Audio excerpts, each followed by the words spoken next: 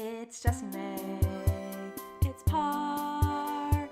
We knit and we knat and we chit and we chat and we knit and we knat and we chit and we chat and we knit and we knat and we chit and we chat and we knit and we knat and we chit and we chat and we knit and we knat and we chit and we chat.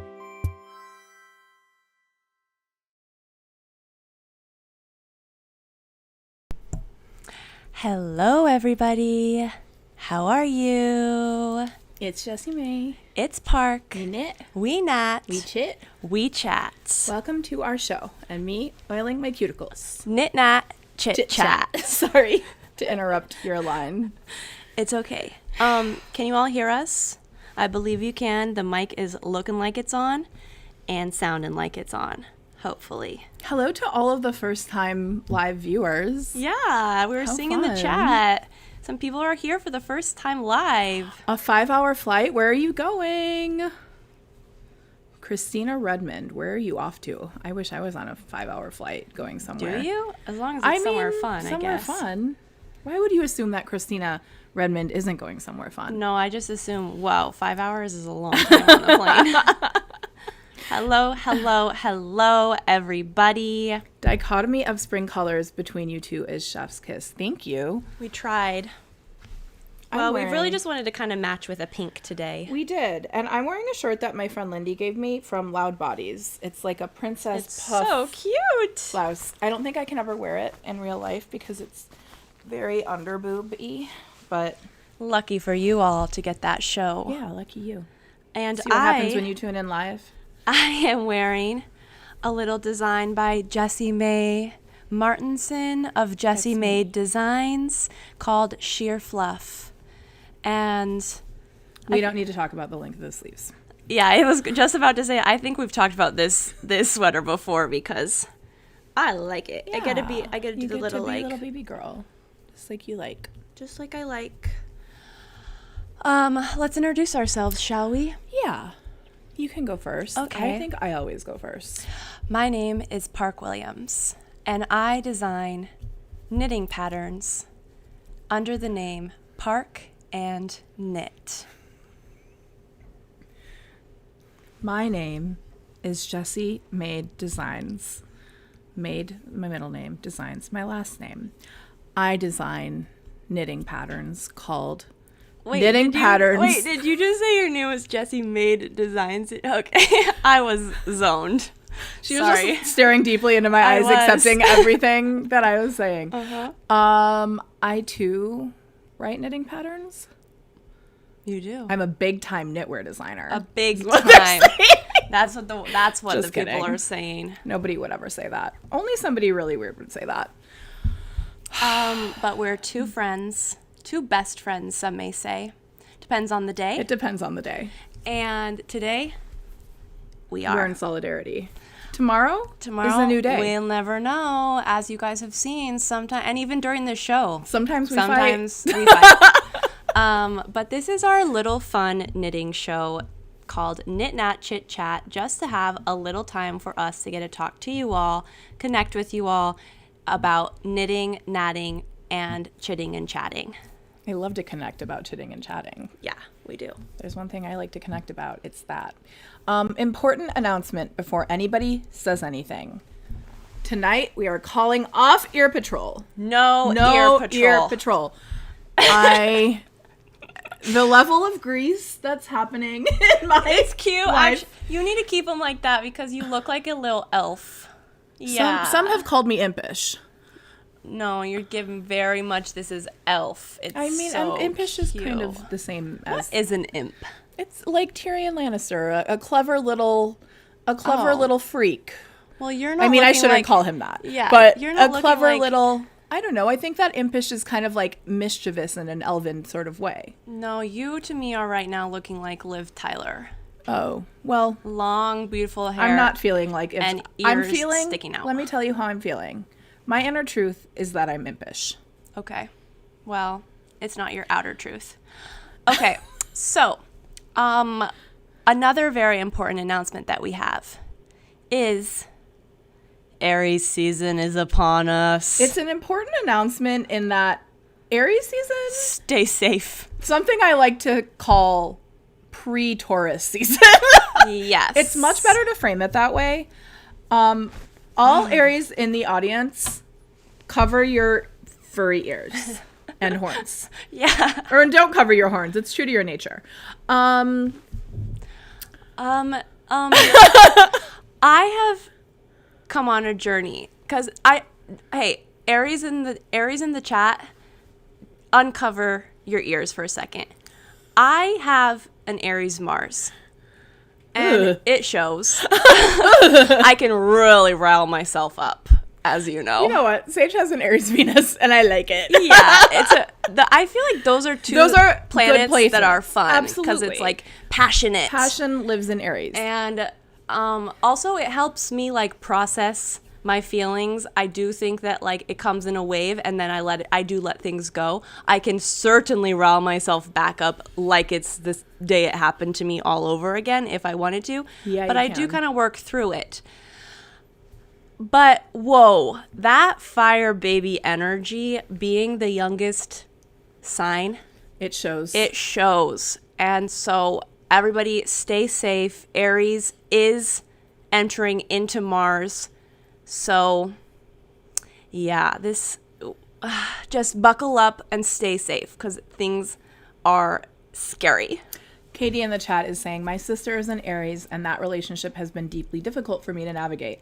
And that would be true of my relationship to every Aries I've ever encountered. I feel like we burn hot quickly. Yeah. And then we also burn out in a really, really bad way. It really makes sense for your chart too. because it's like with that Aquarius and that Pisces, you've got a lot of water and a Yeah. lot of air. Yeah. So The fire- you want to put out the fire and then sometimes you flame fan it. Yeah, you Yeah. fan it with your air. So I like to just push through Aries season like it's not happening. No offense. And move right into the beautiful season. of AKA Taurus season. So pre-Taurus season, sorry to disrespect Aries. I think that my caveat of I love my Aries Mars. I think it's very helpful. And that is all I will say on that. That's the only thing really keeping Aries from being my least favorite sign. But I'm Same. never changing. The only thing keeping Aries from being my least favorite is sign that is Scorpio Scorpio. exists. Oh my god. The thing about us too though, we are air signs over here We at are. Knit Nat Chit Chat, so we change our minds We do change our minds, and also and our hearts. we change our hearts. We can get along with a Scorpio or an Aries. We can. And with that, actually, let me read a little bit more of the chat. Little Virgo surrounded by Aries. My mom today is her birthday. Happy birthday to your mom. Happy birthday, dear Mom. My husband, my daughter, my aunt, my niece. Wow. Wow. I'm very sorry, Phoenix. I'm glad you got free yarn from us one time. T I and hope it made up for being surrounded by so many Aries. T and Ferris B is asking, wait, what did Scorpios The do? real question is, what didn't Scorpios do? Yeah. Every crime that has ever been committed has been committed by a Scorpio, and you can't argue with that. Actually, and Gemini men. Gemini men do a lot of crime. Geminis are responsible for a lot of destruction in general. Yeah. But We'll get to them. we'll get to them. Let's start our show, shall we?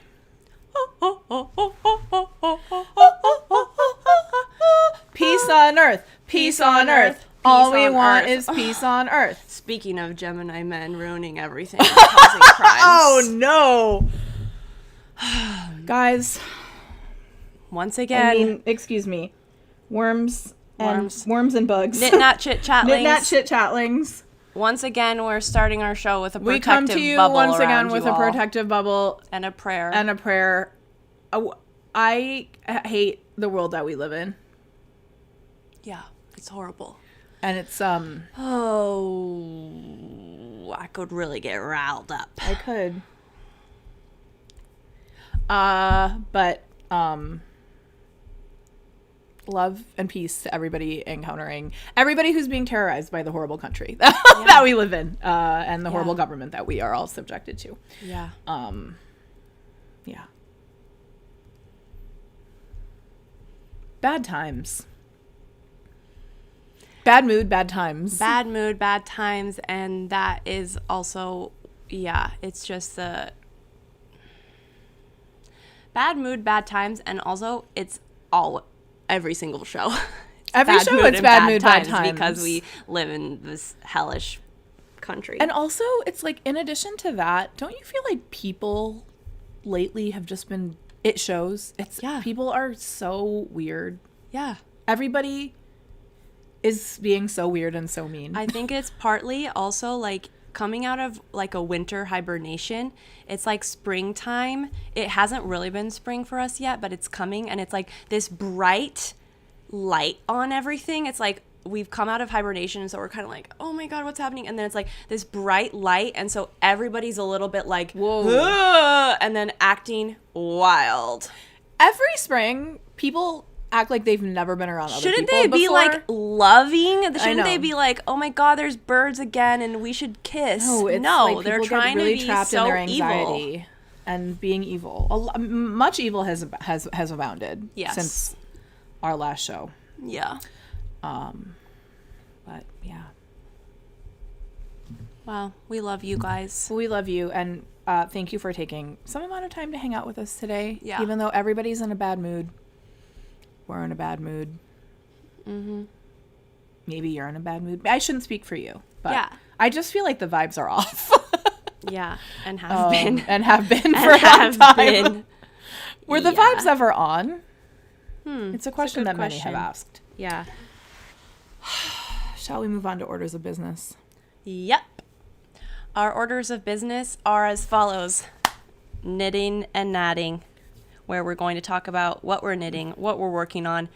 We don't have that much because, as we said, the vibes have been bad and bad. and off. So we have not done a ton in the knit nat category, but we will still talk about what we have been up to. And then in the chit chat section, we are going to talk about what we've been reading, what we've been watching, the huge. The old huge. Someone said, Park, I love your hair so much. I took your IG to my hairstylist and she delivered. Will you send us a photo on Triangle Instagram so we hair. can see your hair? I hope that you also got the triangle haircut. I was just telling Jessie that it is time for another haircut. I'm ready to go shorter again. This is my preference. Well, babe, this is the cleanest your hair has ever felt. No offense. Tell them about your method. Okay, the new hair method is as follows. Shampoo once, get in there. Shampoo again, get in there, and you get the froth, which I love. I also am using... Wait, were you not previously ever getting froth? No, I have. Ever since I've been doing my double shampoo, good. which I have been doing a lot. Okay. But as you know, I do not have good water pressure. Yes. At all. When Park says she doesn't have good water pressure, I mean it. I'm not exaggerating. I wouldn't be able to live half a day with the water pressure she has. It's bad. an inhumane level of water pressure. Yeah. Please don't think that I'm dirty, guys. I still try my best. I'll say no more. You think I'm dirty? I don't think you're dirty, but I'm not going to say anything more about your water pressure after you said that. Oh, no. The water pressure is absolutely horrible. But this is my new method. Shampoo once. I'm using the Bumble and Bumble Sunday shampoo because I don't wash my hair that often. Yeah, once a week. Once a week. It's a good one. So it's my favorite clarifying shampoo too. I use it for both shampoos. Yeah. So the first one, I do it, scrub. Second one, scrub, and I'm getting that good lather in that one. And it is really making my hair feel squeaky clean. And then no conditioner. No conditioner. Goodbye conditioner. Then out of the shower, I'm scrunching it upside down for quite a bit. Then I'm just putting it up in a towel, doing my body lotion and all my skincare, blah, blah, blah. Then I'm doing a little bit of leave-in conditioner. I'm using pattern for both of these. Yeah. Leave-in conditioner and then gel.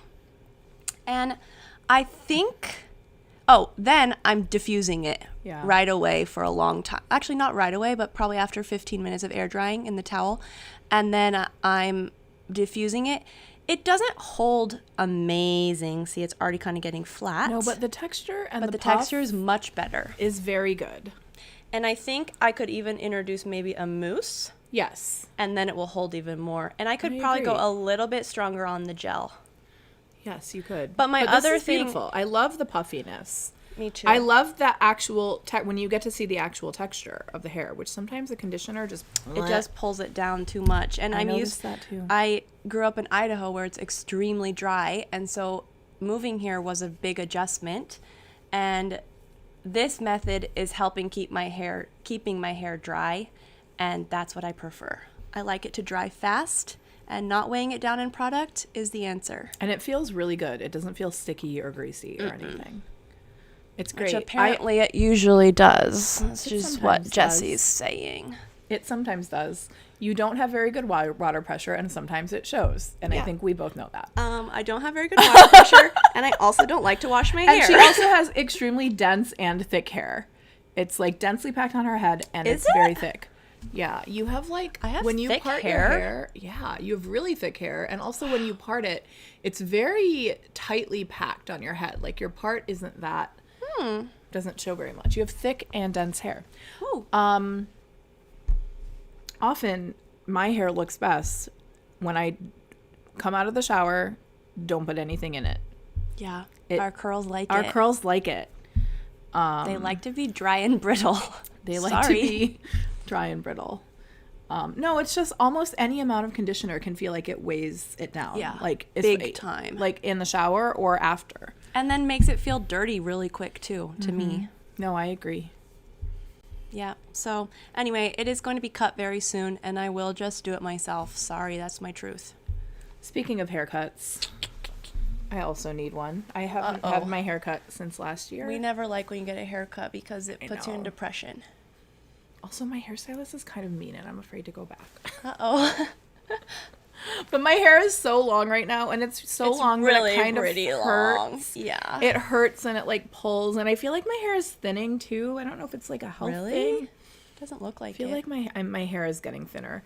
It certainly in the last year has changed texture a lot. It's like much more kind of flat and fine. Mm-hmm.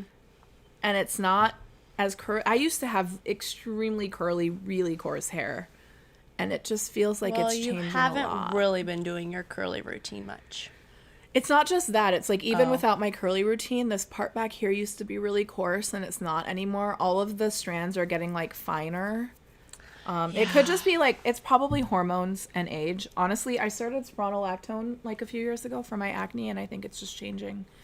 I think it's Scary. changing my hair texture a lot, but yeah. Yeah. So anyway. that's Anyway, the hair talk. section. That's Hair our talk. knit knat hair hit. Knit, nat, hit, Hit hat, hair, Knit knit bat. nat hit hat. hit, hat, hair bat. That's when you got Knit, a bat nat, in hair your bat. hair. Okay, well, Okay. let's start the knit knat section, shall we? What Yeah. is everybody knitting on? 5 people say what you're knitting. Otherwise, we're never leaving. We're never leaving this. And we're It's gonna the sit like part this. where we hold you hostage. The first time we ever did Knit Chit Chat, and we were like practicing. We were talking about what we need to do. Park said, one thing that you're supposed to do is you're supposed to have your hands up because then people think you're more trustworthy. Hey, Jessie, that's private. Oh. My Well, coaching, every time my I see coaching my of hands you up, is private. I'm so self-conscious about okay, it because let me tell you what I was referring hold to. on. No, I think it's true because I think it's true, but I'm very distracted always seeing my hands up here. I feel like they look like such meaty little bear paws. But then when I'm like this, it does look really messed up. Although You don't that's have kind of cute. It is cute. I and don't you want to be trustworthy. You don't have to have your hands always showing. You just need to like show them like I heard- this is look what at I I'm a heard. Tyrannosaurus Rex. I heard somewhere. Did you see? Yes, I saw. I heard somewhere that I can't even remember what it was about. If it was about charisma or if it was about public speaking or what it was about. But somebody said that showing your hands within the first 10 seconds makes you more trustworthy. Yeah, then they know you're not doing anything freakish with them. And I was telling Jessie that. This is so embarrassing. It's so embarrassing to tell people that I was doing research on charisma or She something. was on manipulation talk. So let me give you a little insight into how I've been manipulating you for the last 11 episodes. Manipulation maxing. I've been showing you my hands. And has it been working? Yeah, have you noticed how often... Do you feel like we're trustworthy? Okay, we my have some God. answers. Okay, we a got vanilla one. sock, a cinch me crop top, a magical mushroom sock. Ooh, that sounds cute. A back to front pullover, traveler hoodie, knitting tipsy test knit, Oh, a park test, knit. mohair sweater, Cute. crumpet cardigan, Taylor Swift tank top. In artwork, people wearing gloves is a symbol of deception. Good thing I've never worn gloves on this Okay, channel. see? The advice I was getting was real. I mean, I'm always showing my hands because I'm constantly doing this. And I'm always showing my hands because I have little raccoon hands. She and does. I can't She's not always show like them. this. I'm always doing this, and I Yeah. wish I would show them less. Well, what am I knitting? I didn't bring them, but I'm still working on my same striped socks. Whoops. She talked about them last time. They're so cute, but I'm obviously not working very hard on them. I've been doing a lot of like swatching, as I like to call R&D, but nothing has been super exciting yet. But I'm also doing a little thing I like to call a palette cleanser for me specifically, and that's called a stash buster. What is that? Bottom up? This is going to be a tank top. So bottom up tank top. It's just going to be kind of loose, not super loose, but just like a classic casual tank top with little strap, like normal straps, and a big little scoop. So it's a thick fabric, obviously, because I like doing the stash busting in this way, but it's going to still be a tank top, so I'm very excited to wear it, and I already want to knit like 10 more in different colorways and wear them all summer long. Cute, babe. Thank you, babe. I love when you get back to your roots. Me too. Let me do a few stitches. Hey, can you hand me that over there? Because I did some R&D that... Can you wet this? Yes, that I forgot to talk about. This isn't a failed R&D. I've swatched several things on this yarn that I haven't settled on yet. But here's a part of an R&D swatch that I started and decided I didn't like. I've been doing a little bit of R&D and swatching. It's cute. Yeah, you it's didn't like wrong. I didn't like it. It's too busy and it's not what I want. So this yarn, which is like this beautiful citrine, it's citrine from Wandering Flock in It's gorgeous. yeah, in their cotton lino. That's my R&D. And then is that all you have to talk about, babe? Yeah, that's all I have for knitting. Well, I think I probably already for showed all I'm the working body on. of this, but I finished. This is in testing now, but I finished my Memory of Lace original sample, which is just this. It's a boat neck lace, all over lace sweater. That looks like beautiful. this. Did I show it last time? I don't remember. Okay, but I had finished the sleeves. It was done. Was it done last time? I don't think it was done Okay, yet. it must have been almost done. But I finished the sleeves, and then I looked at the sleeves, and I said, I don't like how the sleeves look.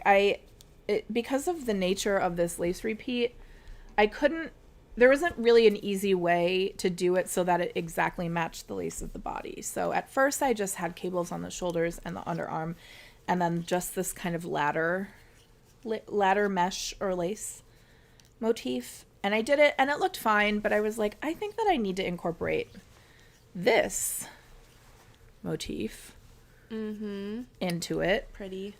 And so I figured out a repeat that was a little bit different, and I rewrote the sleeves, and I tore out my original lace sleeves, and I did a new sleeve that looks like this.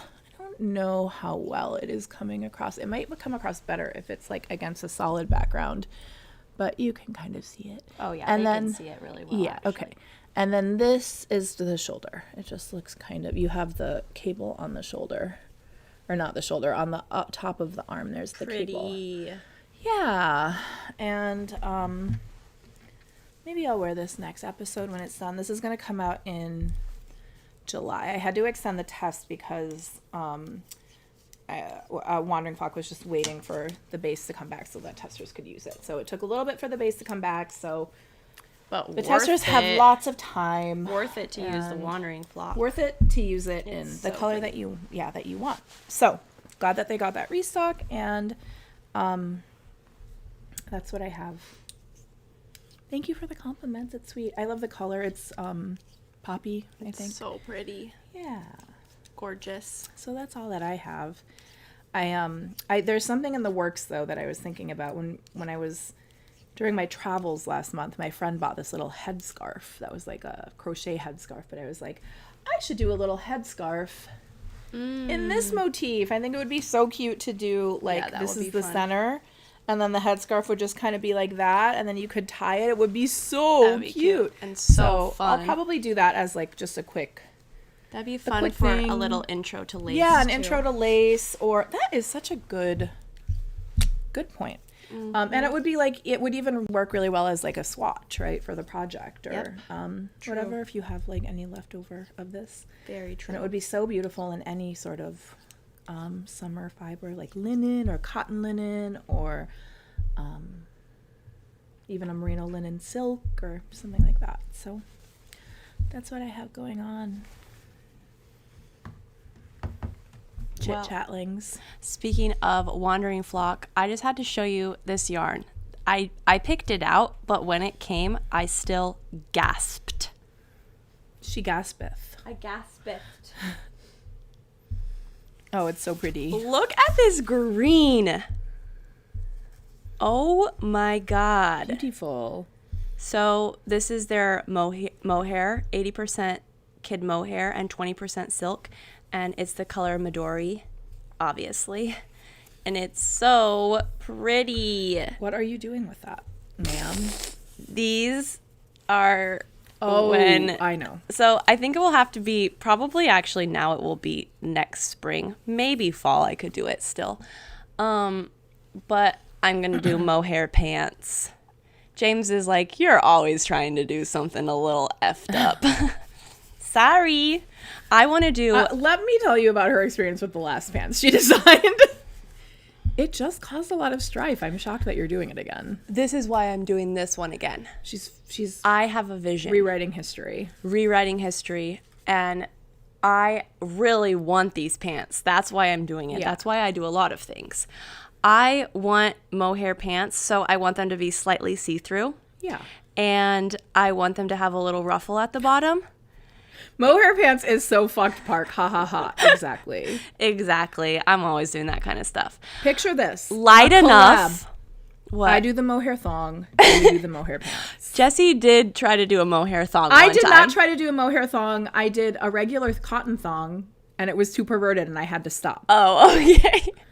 I stopped myself. You're It was the sure only there time was I not started. mohair on it? No, I Okay. did not do a mohair thong. You but did do about cotton. 3 or 4 years ago, I developed a perverted cotton panty Yeah. that.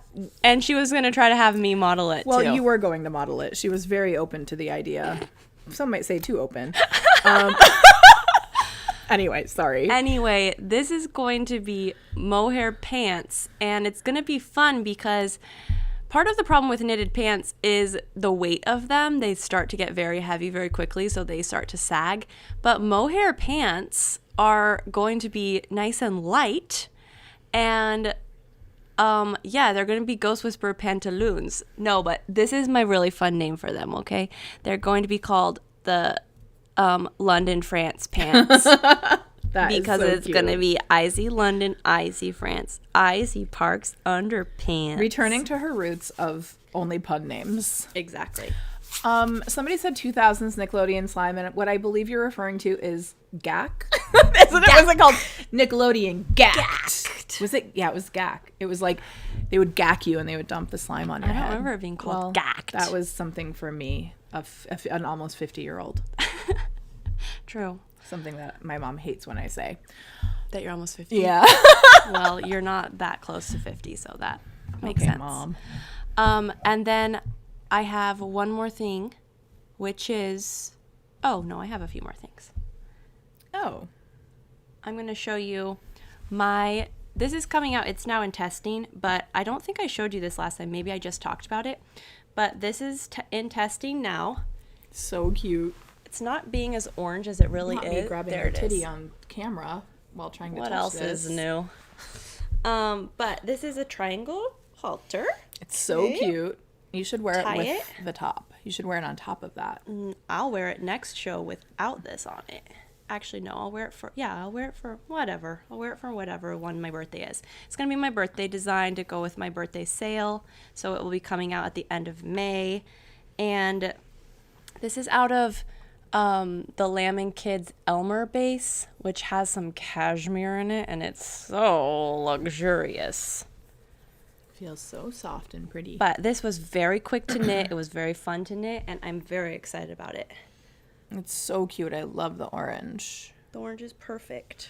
Katie Embry was on Double Dare 2000 and got slimed. What? My dream. We have a celebrity The only dream in the chat. that I had only dream that I had that was bigger than that was to be on Legends of the Hidden Temple. Wow. You wanted to get slimed? I didn't want to get slimed. I wanted Oh. to do the obstacle course, the ancient obstacle course, obviously. Wait.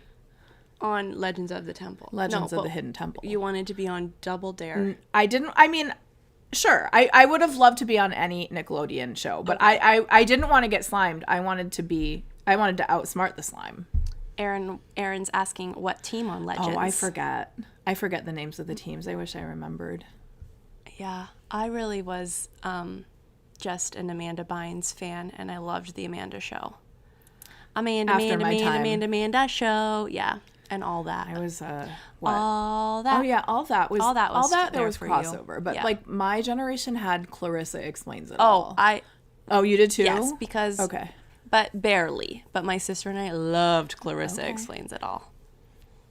Also My So-Called Life, but that wasn't a Nickelodeon show. Guts, Nickelodeon Guts. Oh. I don't have it over here, but my Petite Pointel, which I Oh yeah, you showed that. I last showed time. that last time. It's coming out on April 29th. Petite Pointel. Keep Petit- your Petit eyes. Pointel. Keep your I've eyes seen peeled. many. It's very trendy right now. There are many Pointel Pointel? patterns are coming out, so it's a little bit different than the other ones. I've seen a little sort of cardigan one, and then I think maybe another little tank top. but Everyone loves a different. Pointel. Everybody loves Tout it. le It's very monde on trend. adore les Pointelles. So my take on Pointel is coming on the 29th. Le Pointel In case de anybody cares. Le Pointel de Jessie May, c'est le what day did you say? 29th. Le 29 d'avril, d'accord? Okay, my last thing that I wanted to share that I got, which I'm so excited about. Maybe I already talked about this one time, but I hadn't had the did. book yet. Visible Creative Mending for Knitwear. This, Flora Collingwood Norris is the author, and I came across her Instagram. I'm going to just show you the picture that really like intrigued me to the core. And this one.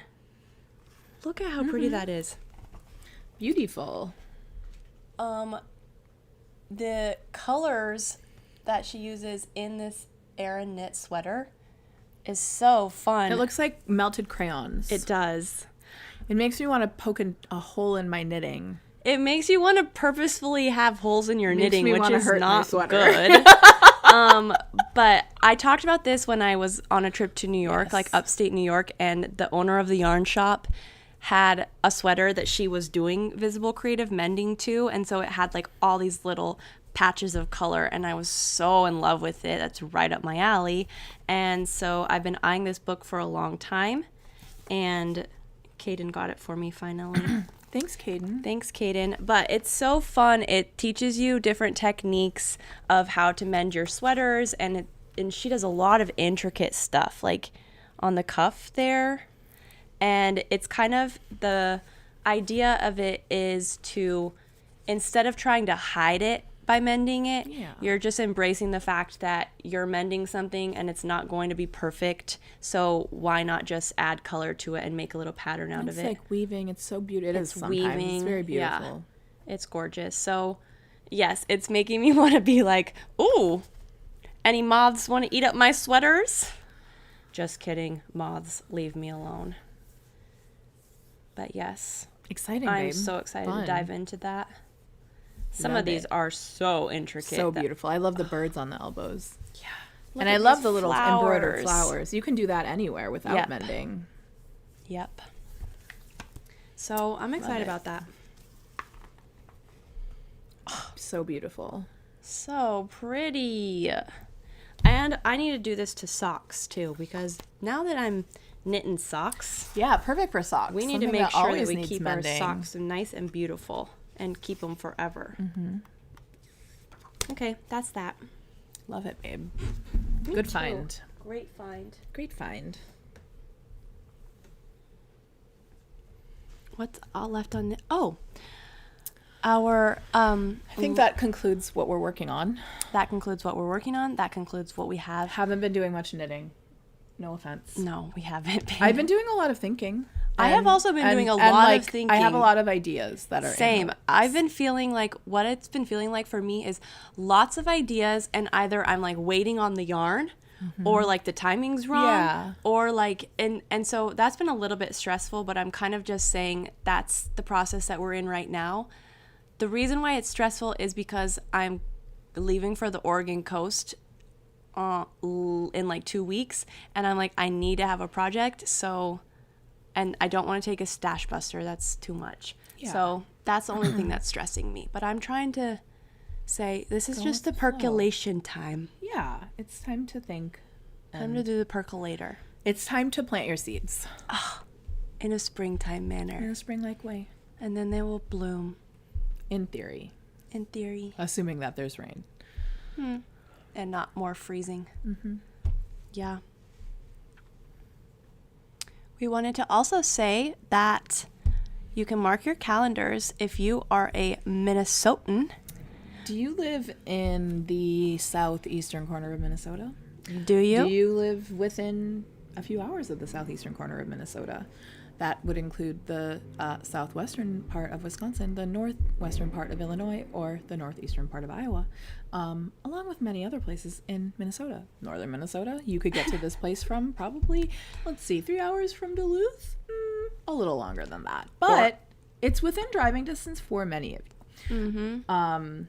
But it also is a retreat. And this, so it might already and be ticketed. this is your hint.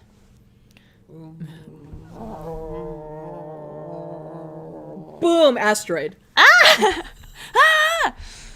Jessie and I will be the keynote speakers for the Stockinette Zombies retreat called Zombie Knitpocalypse. Spooky. This is June 25th to 27th. I believe we are on the 25th because that is, when the keynote happens. Yeah. It's in Rochester, Minnesota, home of Mayo Clinic, fame.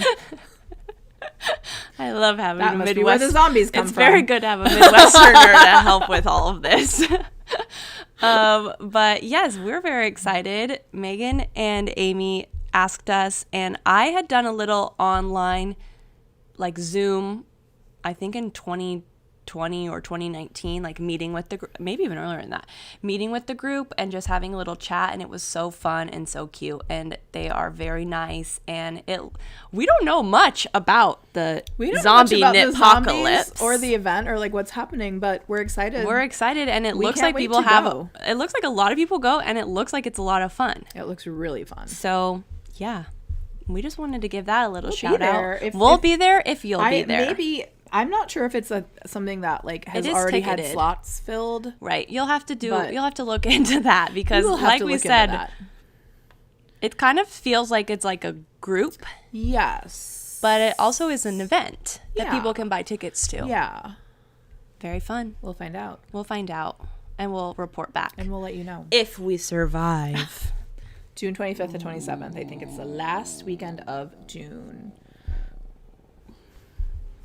You wore the right sleeves for that. You're right. Really emphasizes the arms. I would be a bad zombie because my arms are only this long. And you have to put your hands down. Yeah. I can do that. I'd be a good zombie. I could snatch people. She has very big, Zombies don't really very do large that, though. paws and claws. Unless there's That's anything how she else. snatched me. unless there's anything else you guys are desperate for us to discuss in the Knit Nat portion, that does conclude the Knit Nat portion. I mean, 45 minutes of Knit Nat. Yeah, that's plenty. That's plenty. Business. Okay, Phoenix has a question about my journal. Yes. Yes, We Phoenix. should do a Q&A at the end of every episode. You're right, but we're usually very tired at the end. We I should do a know. Q&A at the beginning. We should do a Q&A at the beginning. But what if they ask about something we're already going to talk about? Yeah. Sorry, Phoenix, continue. Queuing up the chit chat portion. Oh, what size did I get? That is a good question. I think I got like 12 by 18. What you want to do for that is just make sure that whatever size journal you're using, so I was using A5s, right? A5s. Mm-hmm. So they're like, I think 5 by 8. You just want to make sure that you can double that 5. Whatever the width is, make sure it's double. So I do think I got like the 12 by 18 so that I could have the, oh, maybe that Well, seems also too needs to long. cover the side Yeah. edge. Make sure that it's plenty. You have mine Here, is right I can look it there. up. Or you could, yeah. Let me look up what I got. I guess you could also post it later. Yeah, but let's just take But care we of have- business. It seems like you guys have time. Not to be presumptuous. We can also start our chit chat. We can, Oh, but here I we need go. a water break.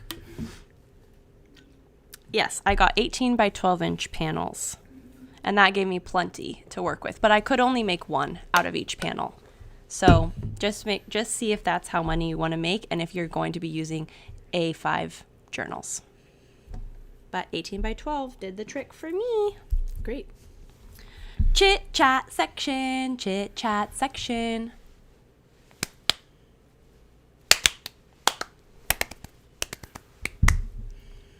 What have we been up to? You first. I have not been up to too much, honestly, this month. As I said, I've been percolating. I've just been feeling the weirdness of the world, the harsh transition into spring, which, yeah, it's just intense.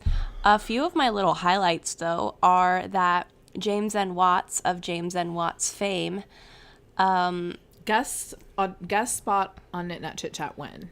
yeah, truly. James. Where is James? James Being a fake friend. was prepping for his Kalamazoo Symphony audition, which he didn't get, which is so rude and evil of Kalamazoo Symphony. But the silver lining was that I got to listen to his auditions. Not the actual audition, but I got to listen to his mock auditions. He put in a lot of work for this, so he did 2 different mock auditions that I got to listen to, and Kalamazoo Symphony required so many excerpts. He had to learn like 15 excerpts of Plus the concerto. the hardest things you have ever heard in your life. Yeah. And because excerpts are supposed to be like the hardest part of the songs, and they had him a list of 15 that they could potentially ask him to play. And so I got to hear him play them, and it was such a reminder of how talented he is, because those fingers, it was wild. I couldn't believe what I was seeing, what I was hearing. He is such a talented violinist. James N. Watts, master fingerer, is what they're saying. Whoa! Yeah. You said it. I repeated it. I didn't say that. I did not say that. I did not say that. Let the record show. You said it, and you were. Episode title: no James one N. Watts, repeated master it. fingerer. Okay, now someone has repeated it, and it was you. You said it, and you repeated it. But I was reminded, oh yeah, he got his master's degree in this, and he is so talented and amazing, and just hats off to him. Incredible work. I did not attend the audition. I wasn't here, but I did have the pleasure of sitting on the couch that you see behind me and having him play all of the excerpts, which I Can you believe which I screamed out to him in a very stressful way. I was trying to emulate the stress experience. Oh, what and people, were you, people wait, say what that were you doing? People say that I did a really good job. You were screaming at him, like what excerpt I to was play? just really stressfully telling him the excerpt, including the line numbers, which is not what they do. Correct. That's not what they do. But wow, he did it did great. so well. I can't believe it. If any of you are musicians, good job. I'm so proud of you. JNWMF is what they're calling him. Oh my goodness. Oh my goodness. Oh my goodness. The other thing that we have been up to. Oh my god, I didn't know you were Is going to that- talk about our private affairs. Oh, I don't have to. You can't, I was kidding. Well, our private I just affair forgot. is that we went to the Moon Powwow in Franklin. Was it In Franklin? Franklin, Wisconsin, the Franklin, Indian Community Wisconsin. School. There's an Indian community school in Absolutely stunning. a stunning school where they teach like language arts, cultural preservation type stuff for Native students in Wisconsin, and they have a powwow. Usually it's every January, but they had to move it because there was weather in January, and so I, along with my partner, brought my friends Park and James to the powwow. My first powwow. Park's first powwow. Can you believe it? Can you believe it? Absolute. It was so fun. It's the vibe of getting to go into like a gym. It was like in a gym, and getting to just sit. It's so like such a cozy feeling. Yeah, of like you just sit get to there and you knit settle all in day. and knit and watch. Your favorite TV show all day long. Yeah, that's how it felt, and it was just so beautiful. It was like a feast for the eyes, getting to see all the craftsmanship, all the colors, all the like intricate artistry. Amazing. And the music. There was dancing. There was a hand drum contest. There were vendors. A whole like market. a whole little market. So fun. That's usually what a powwow is. So I highly encourage any of you to attend one.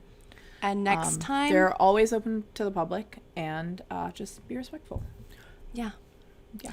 And next time, I'm hoping to get to try something that has been living in my psyche ever since Jessie sent me a picture of it one time, and it is called pickle lemonade. Yes, I've seen it twice and have not gotten it either time. Yeah, that's right. You never Sorry, I'm get laughing at James because I was imagining that he would never get to hear me say JNWMF. Oh, of course he was going to get to hear that. Sorry, James. I think he likes what he hears. We should just never, ever, ever question your Face loyalty. the fake friends accusations. What about the master fingerer accusation? What about all the compliments about how amazing Yeah, what you about were? all the compliments? All necessary compliments have been issued and accepted. Yes. We can move on. Yeah. So that's what we did last weekend.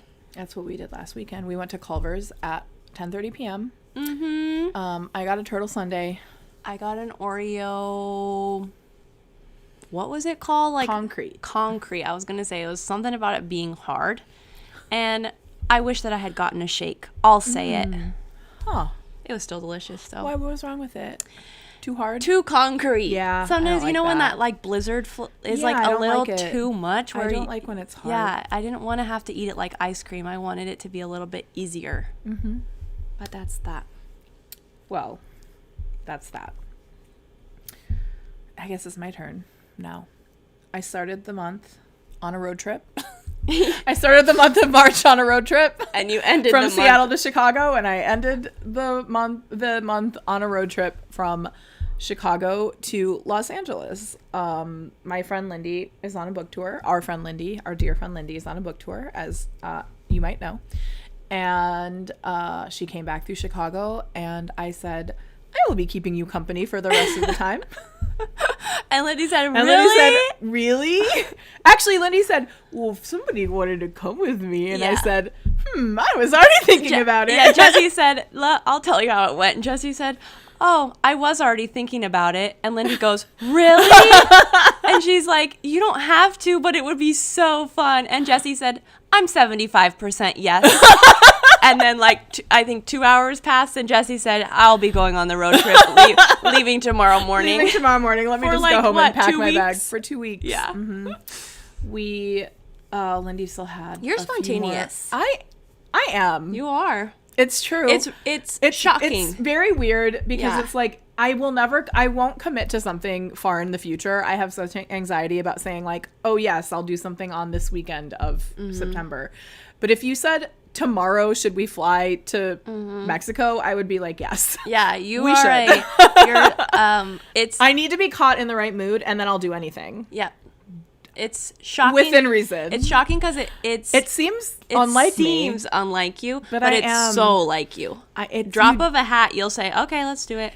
Because everything depends on my mood in the exact moment that it's happening.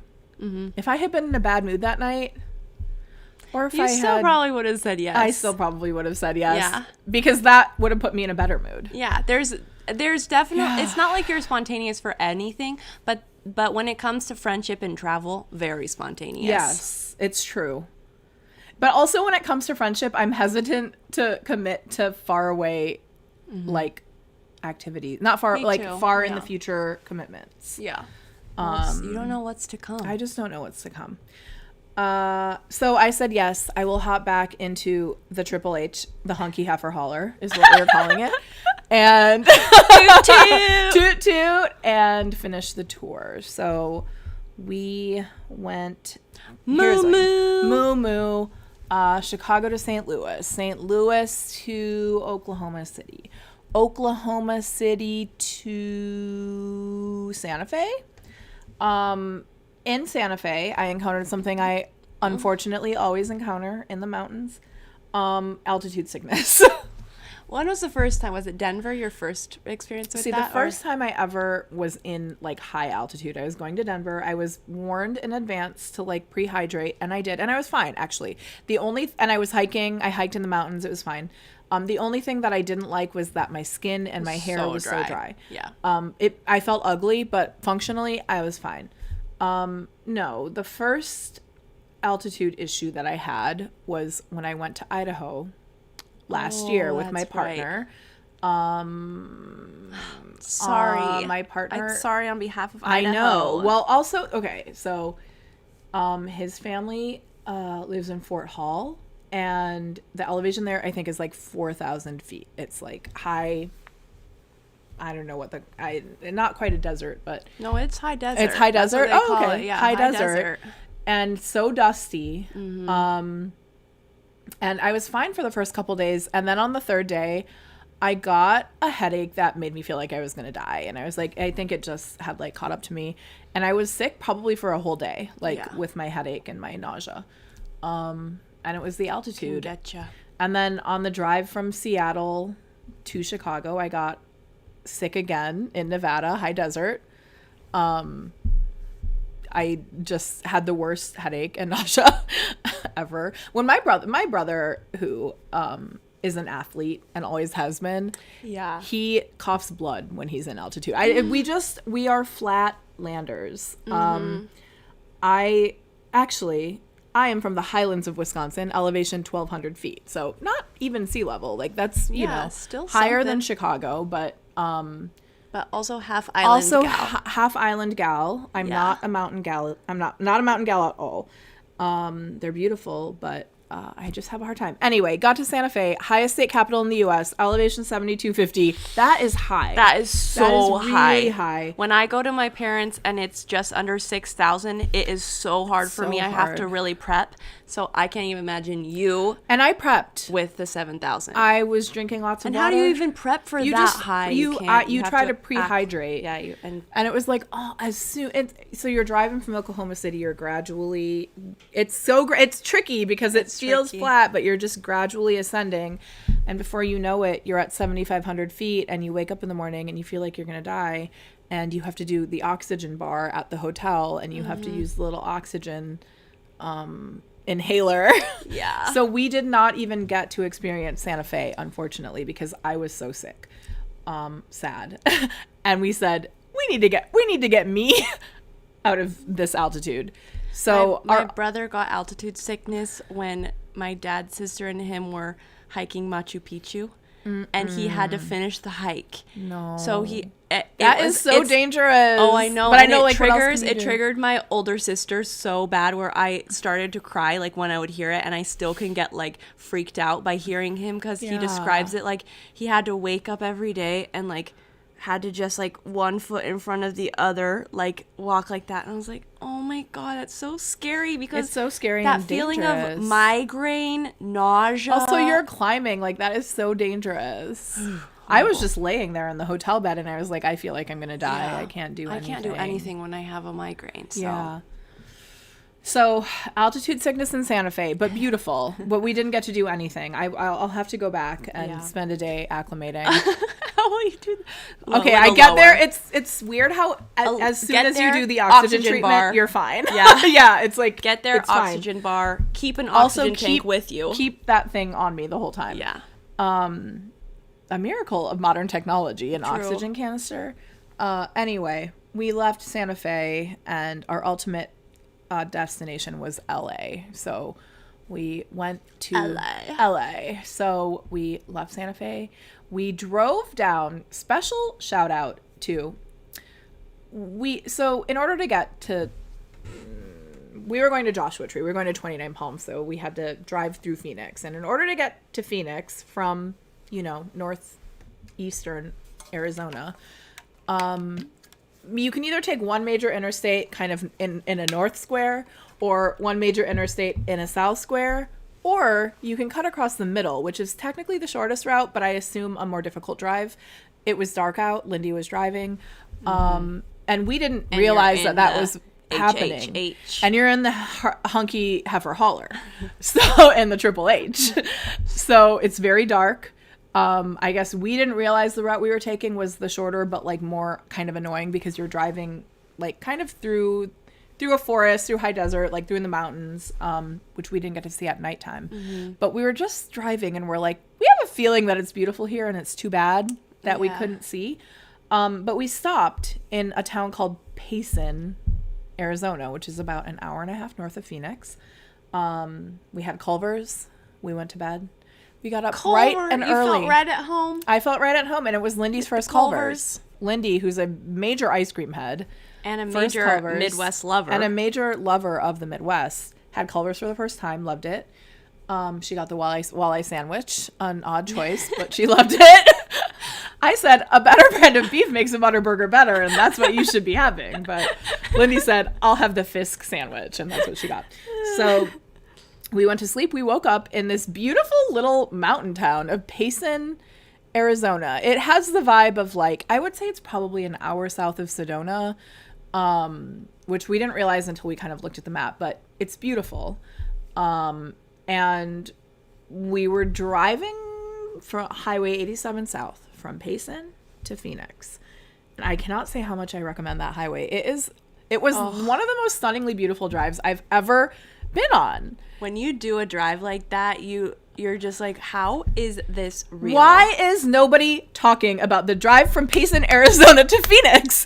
It goes from these beautiful, just like green mountains where you're driving between mountains, and it's gorgeous, and there's people on horses everywhere, and it's beautiful. And then it's like you're going from the high desert and you're descending, or high desert forest kind of, right? Like you're descending, and then you descend into, lower desert. And suddenly when it becomes low desert, there are 5 million of the biggest cactuses you've ever seen in your life, covering every saguaro cactuses, covering every surface you've ever seen.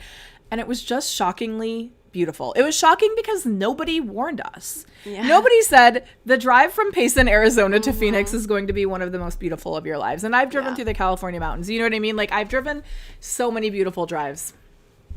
It was gorgeous. Shout out to Arizona, Payson Never been, to Phoenix. but it's high on my list. Oh, I really want to do so Arizona. beautiful. I want to do the Grand Canyon because I got a taste of the red rocks in Utah, and I was just like, oh my God, there's nothing like that. No, so Seeing beautiful. that with your eyes, you're just like, nature is so beautiful. I know. And I can't believe all the different things that exist. Yes, it's so beautiful. We were kind of debating going north through the Grand Canyon, but it was was a further drive to get to where we were going to go to LA. It was just faster to go through Phoenix. But from now Phoenix itself, the drive around Phoenix, the worst traffic of the whole trip. It was horrible. Heard that, yeah. Awful. And we were just on the outer ring. But then we drove to the desert.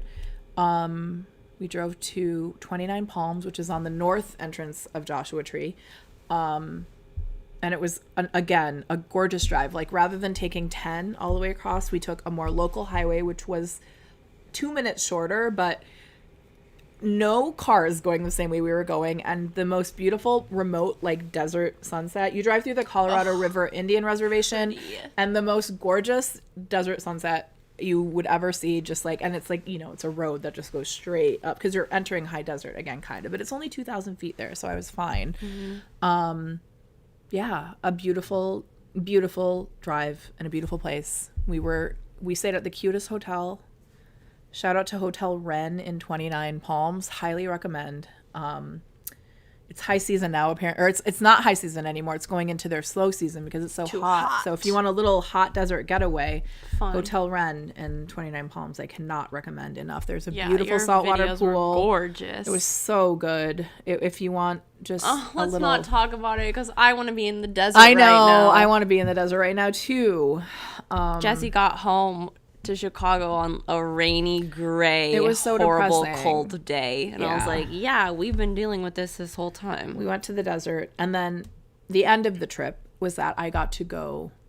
I wasn't sure where I was gonna, fly back from, because as soon as we left, they started having like ice in airports and being like, you need to bring your passport and this and that and that. And I'm like, I'm not white and I'm scared to go through the airport right now. So who knows when I'm gonna fly back. But I decided to fly in from Burbank because my brother and sister-in-law live in Burbank, and I said, oh, I can stay there for a couple days and hang out with them. And the Burbank to Chicago direct flight is the greatest thing that's ever happened in my life. A direct flight, 5 minutes at the terminal in Burbank, an $18 God. lift from Midway. Nice.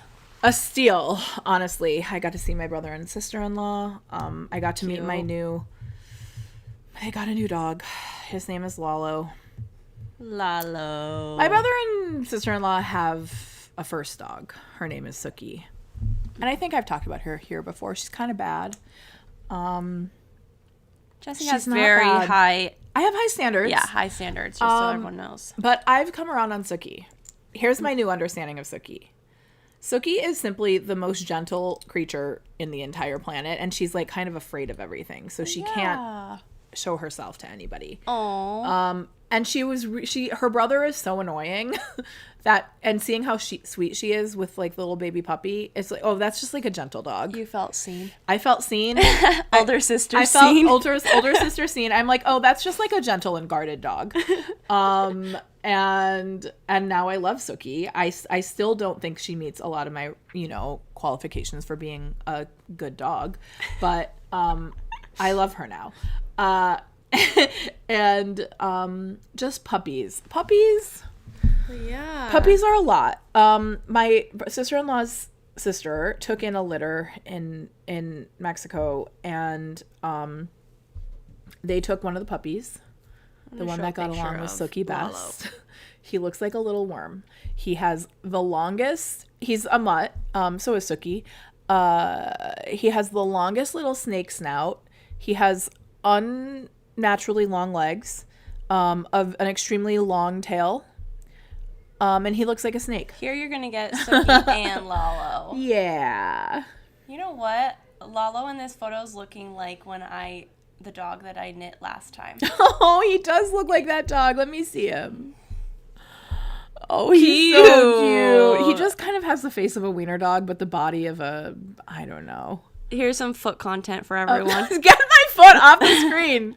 He immediately took a nap with my foot. And yeah, Lalo, he's some sort of he has a lot of herding behaviors. So he's a puppy who's a lot, but he's 5 months old and he knows a lot of little tricks. And he's learning the skateboard. But most importantly, he's learning how to skateboard. My brother is teaching him how to skateboard on a human skateboard, not even a dog skateboard. Are there differences? Yeah, the dog skateboard doesn't have the like tilt and is wider. So Jordan is just using his own skateboard to teach the dog to skateboard, but there is a specific skateboard for a dog. Oh my God. Anyway, I have a bad nephew now. I love him, but he's a little bit ugly and a little bit bad. I'll report back when I see him again.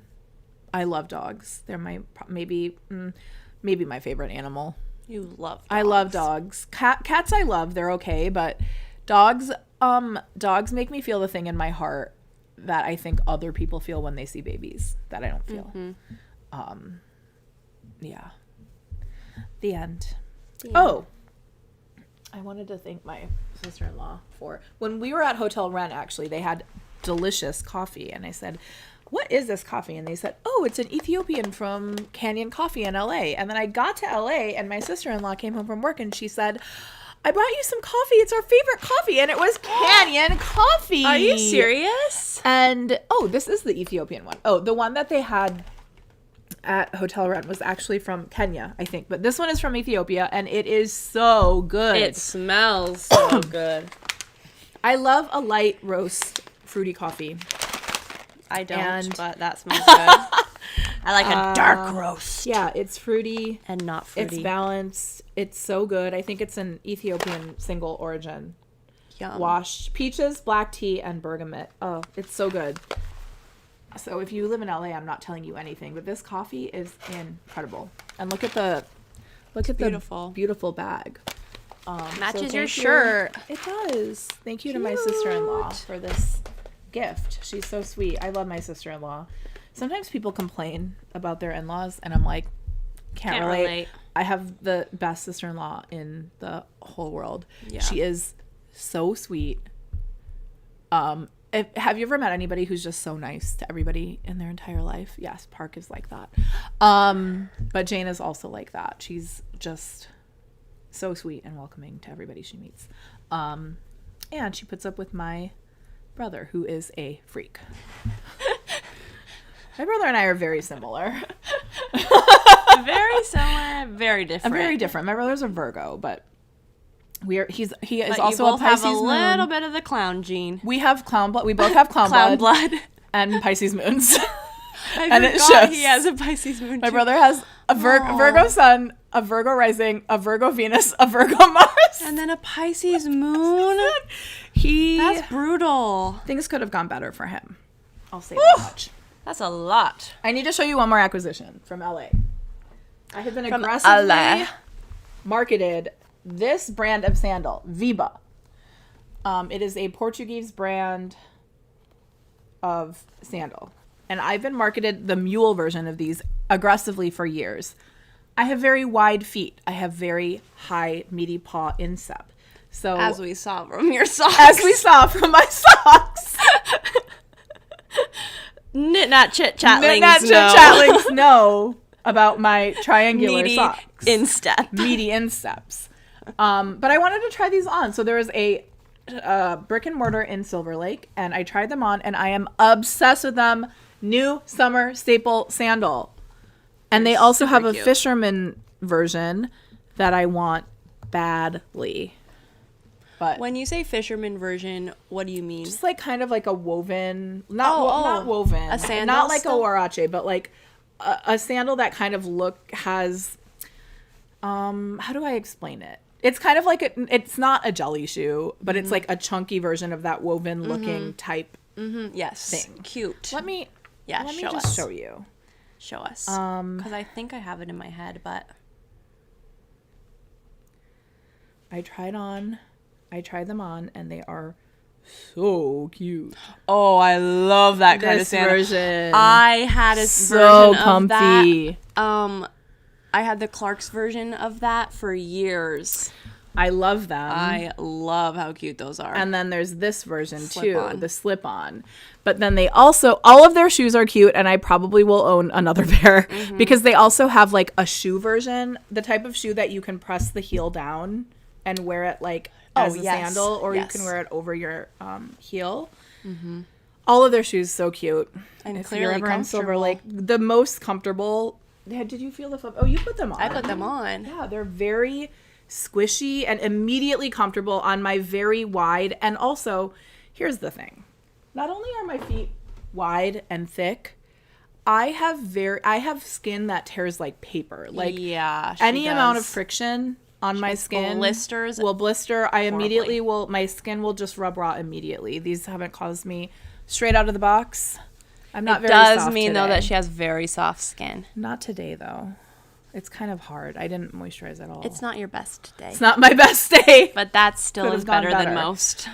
But if you are a person who struggles, I have wide feet, I have thick feet, I have sensitive feet, I have easily tearable skin. If you struggle with any of those things and you're looking for like a kind of an elevated summer sandal and you don't want, I love Birkenstocks, I have many, but kind of like a Birkie replacement, that's what I would suggest is this Viba, this brand Viba.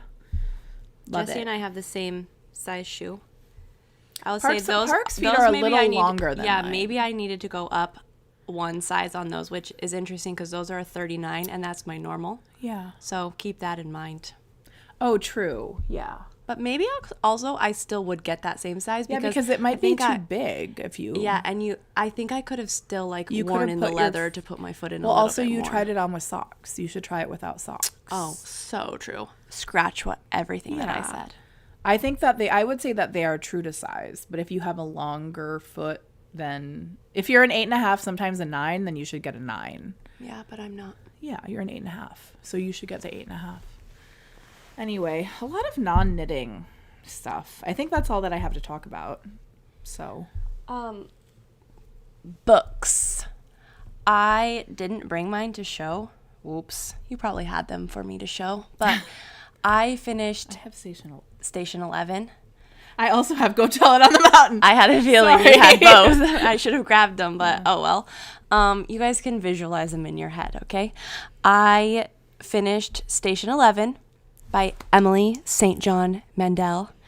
And we talked about it before that I loved the series and Jessie had loved the book and the series. And the series. You I also watched the series first. and then I said I have to read the book, and then I loved it. You loved and it. then it sent me onto the Ling Ma Severance That's book. right. Because very similar vibes in my opinion, and I love that vibe of book. Yeah, I didn't and- know that about myself. I was talking to Maya about it, and she had read Station 11 a long time ago, and she had said that Sorry, I'm laughing at Kaden who said socks mentioned. socks mentioned. Kaden loves Jessie's weird little socks. Sorry.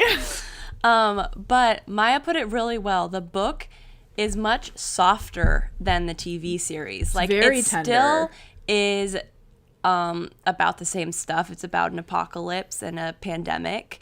And it's scary still, but it's not like the TV show was really scary in some episodes where I was almost like, whoa, this is kind of scary. I don't want to watch it at night. I remember specifically one episode. Did you watch by yourself? No, I watched with Kaden. I think I don't think he finished it though with me, so I think I finished it on my own. Kaden, did you ever finish it?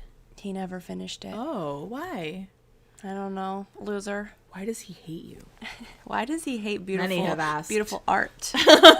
Why does he hate beautiful art and his beautiful wife? Yeah, what the? Problematic, the- in my opinion. But the book was so good. It was very tender, very haunting. It made me cry at one of the ends of the chapters. Like there was just something like so human and lonely and sweet. And You should talk about it. Okay, about I what will. happens. Spoiler. Just Spoiler kidding. alert, cover your ears. It's not even a spoiler. Like it's like, of course this happens. It's a book about a pandemic. Yeah. But so the book is about a pandemic, which we can relate to. But this is one that wipes out basically the whole world, and so it's 20 years after the pandemic. No, it's not 20 years after. Some people are living in an airport, and they've been living there, and it's been 100 days, and they finally, after 100 days of living in the airport and having no access to anyone, no news, no nothing, everything shut down. They don't have electricity anymore either. They send out a search crew, and it starts snowing, and the search crew passes this hotel, and they're like, the stench was so bad from like the dead bodies, so they're like, we're not gonna go in there. And then they find this other place, and they get a bunch of like sheets and towels from this place, and they start bringing it back, and they see that outside of the airport there were signs that said quarantine, quarantine. So they're like, oh, that's why we haven't had anyone visit the airport in 100 days. Like, no one has tried to come in. The next day, so 101st day, someone approaches the airport, and they see the person, and they like the person like puts up their hands, like drops the gun, and he ventures in, and they're like, what, who are you, and blah blah blah, and his voice is like so raspy, like it's just described like he hasn't spoken in 100 days. And oh my God, it gives me chills because it's so sweet and sad. And he said, I followed your footsteps back here. I was at the hotel, and I thought I was the only one. Like, he spent 100 days thinking he was the only person left alive that survived, because he was amongst all of the death, and he hadn't used his voice box in 100 days. And then of course the airport people accept him in, and he like starts living with them. But oh my God, it's just a beautiful story. Make me want to reread it or rewatch the series. I want to rewatch the series again too. It was triggering to watch the series because it starts in Chicago. It's like a pandemic hits Chicago. Mm-hmm. And it was during the pandemic that they put out the series. And your friend is in it. Yeah, Eduardo Curly-Carillo is in it. If you don't blink or you miss him, but it still is so fun that he's in it. And the series also really focuses, like the book focuses on a lot more characters evenly, and the series really focuses on Jivan and then some of the troupe, the theater troupe. But both the TV series and the book are so good. Highly recommend the book. I shouldn't say rare good adaptation. There are just so many things that can go wrong with a book adaptation to also it's rare. Series. What is rare is that it's so different from the book, in my opinion. Like, it feels very different, but it still is so good. Yeah. And needed to be that way, in my opinion, because it's like TV is a little bit more like action packed, I guess. Yeah. I'm thinking now of the form of miniseries versus movie, because so often a movie you don't get enough. Yeah, it's too fast. A miniseries seems like the right vehicle for a really good book. And I could have even used more of the series. Oh, for sure. They could have. Good. So much more could have been included. But no, the tenderness and the sweetness is not. It's kind of conveyed in the. Like, it's very, like, emotional show, but it's mostly, like, it's a little. The vibe is just different. It's very more different. Kind of like of a scary post-apocalyptic type. It's more haunting. It's more haunting, yeah. And but the book also has that. But the book is more human. Yeah, the book is more tender and haunting at the same time. Yeah, it's really good. I can't look at the building in Chicago, the black building that is not supposed to be there, called, but Lakefront Tower or something. It's where they the one that's like built film west, a lot of the series. Or east of the only building east of Lakeshore Drive. Erin, should you watch the series first and then read, or the other way around? Either, yeah. I think I liked the order. I liked watching the series first, too. And it really motivated me to read the book. Which is a weird take, because usually you feel like you should read the book, but I think in this opinion, it didn't take anything away. Watch the series first, because I think if I had really high expectations from the book, the series was a little bit too different, and I probably would have been like, wait, what? For sure, it makes it so you're not disappointed in the series. Yeah. And I don't think it ruins anything. I mean, maybe I don't have the experience of having done it in the other way around. So if you think it would upset you to know more, do it the other way. Because I'm imagining reading the book for the first time and how haunting and touching it would have been if I hadn't any idea what was going to happen, so yeah. But even a lot of what happens, I feel like, does it even happen in the series? That's true. A lot of the stuff doesn't. Like, a lot of there's like major scenes or things that happen, but some of the more minor stuff, I don't know. Choose your own adventure. Do you feel like reading a book, or do you feel like watching a series? Because I think it's worth it to do in even if you wanted to do the series first. I was very happy watching it first and then reading the book. Very happy either way. It pushed me to read the book because the story was just so good. Beautiful. Yeah. Mm-hmm. Yeah. And now I just started Go Tell It on the Mountain by James Baldwin. I only started it 2 days ago, so not very far. Already really liking it. I had not read any Baldwin before. Baby. I know. So I You're was in for a like, treat. ruh-roh. One of the best. I need to get one of these. One of the ultimate. One of the old classics. One of the best of our times. Yep. I love when you just realize like when someone is such a prolific author, yes, and like one of the greatest of all time, and you haven't yet read any of and you're their like, stuff. oh, I understand now.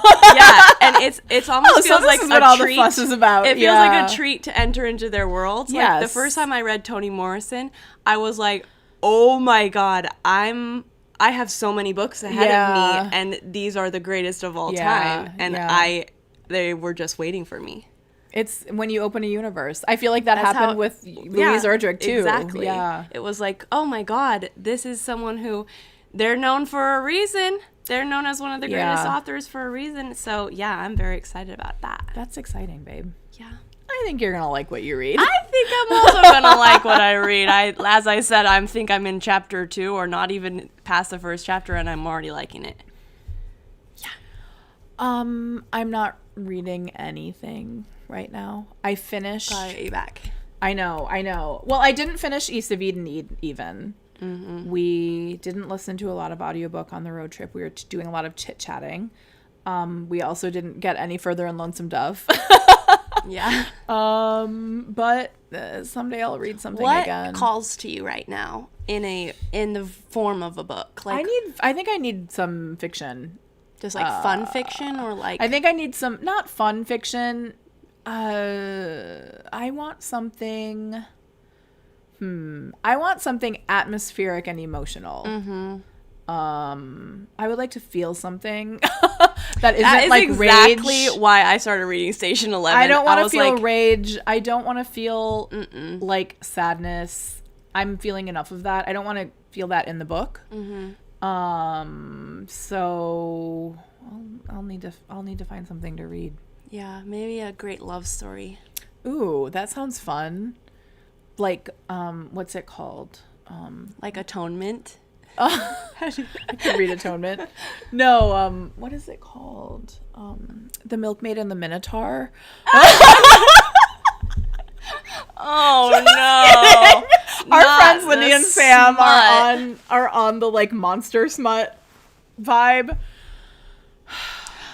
Jennifer Ross is saying read Orbital. Okay, Orbital. beautiful and Okay. poetic. Okay. Beautiful and poetic. Does anyone have any beautiful, longing love stories that that are coming to their mind? Atmospheric. Yeah.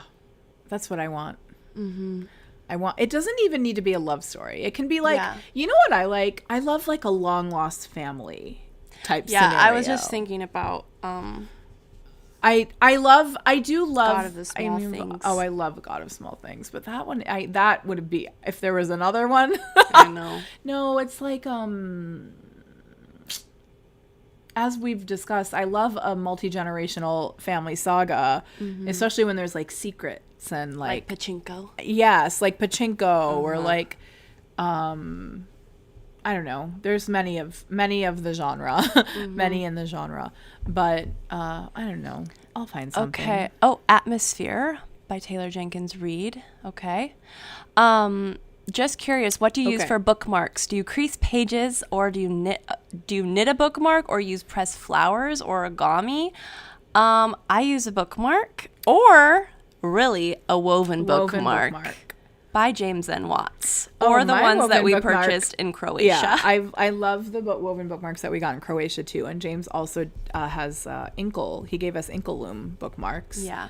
I don't like to crease pages. I will in a pinch. For some reason, I don't like to crease pages. I don't like to crease pages either. I have a lot of bookmarks, just paper bookmarks, and I use a lot of postcards back and forth. Mm-hmm. But I love my woven bookmarks. They're very glamorous and beautiful.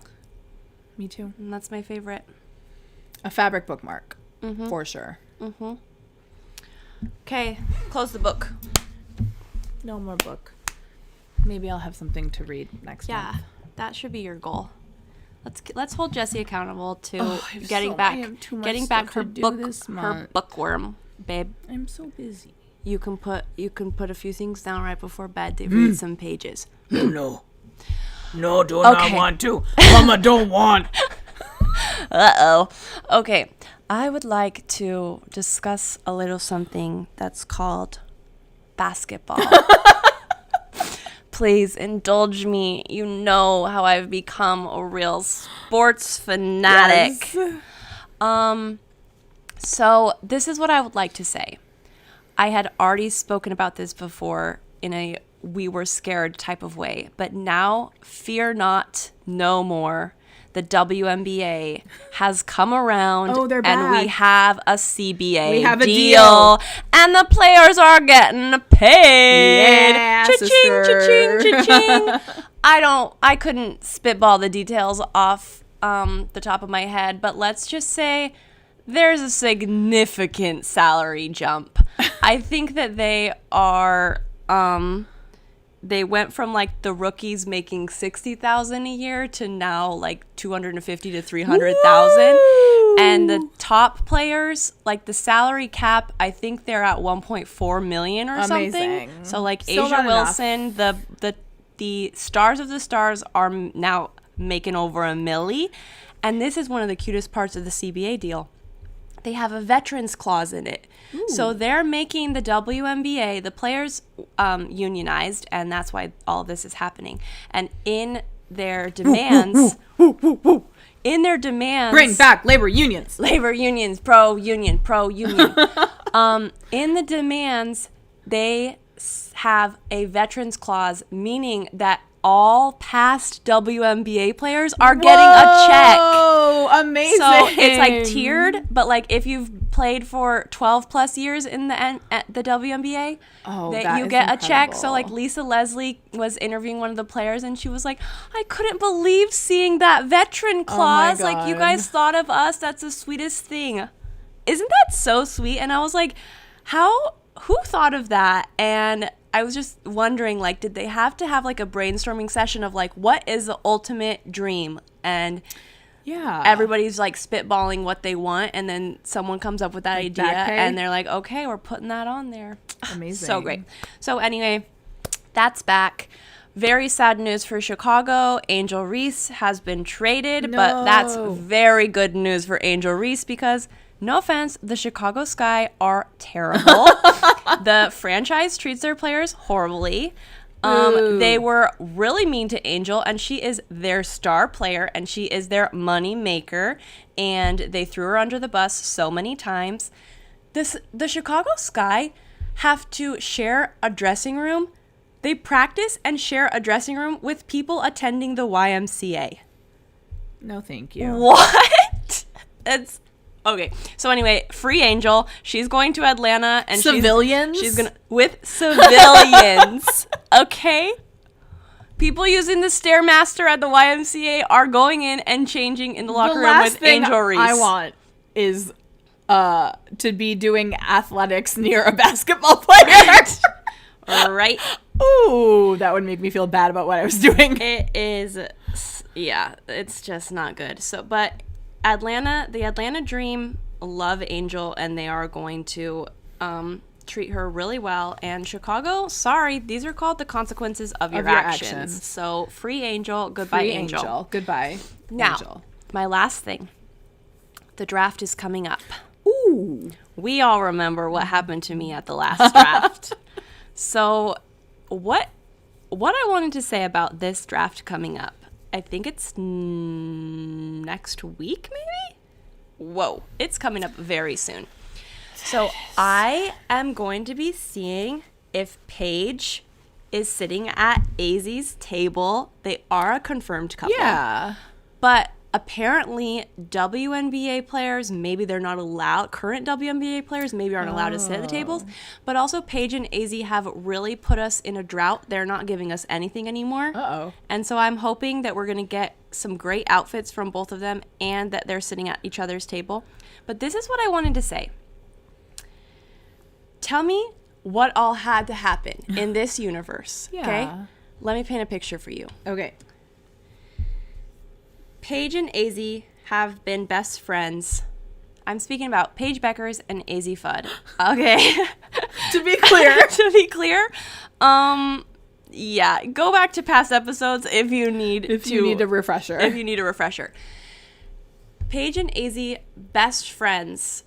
To Lover's Arc. To Lover's Arc. And so that had to happen. Paige had to recruit AZ to play at UConn so they could be on the same college team, okay? They win the championship together last year. Paige gets recruited number 1 in the draft for the WNBA. She goes to the Dallas Wings. Okay.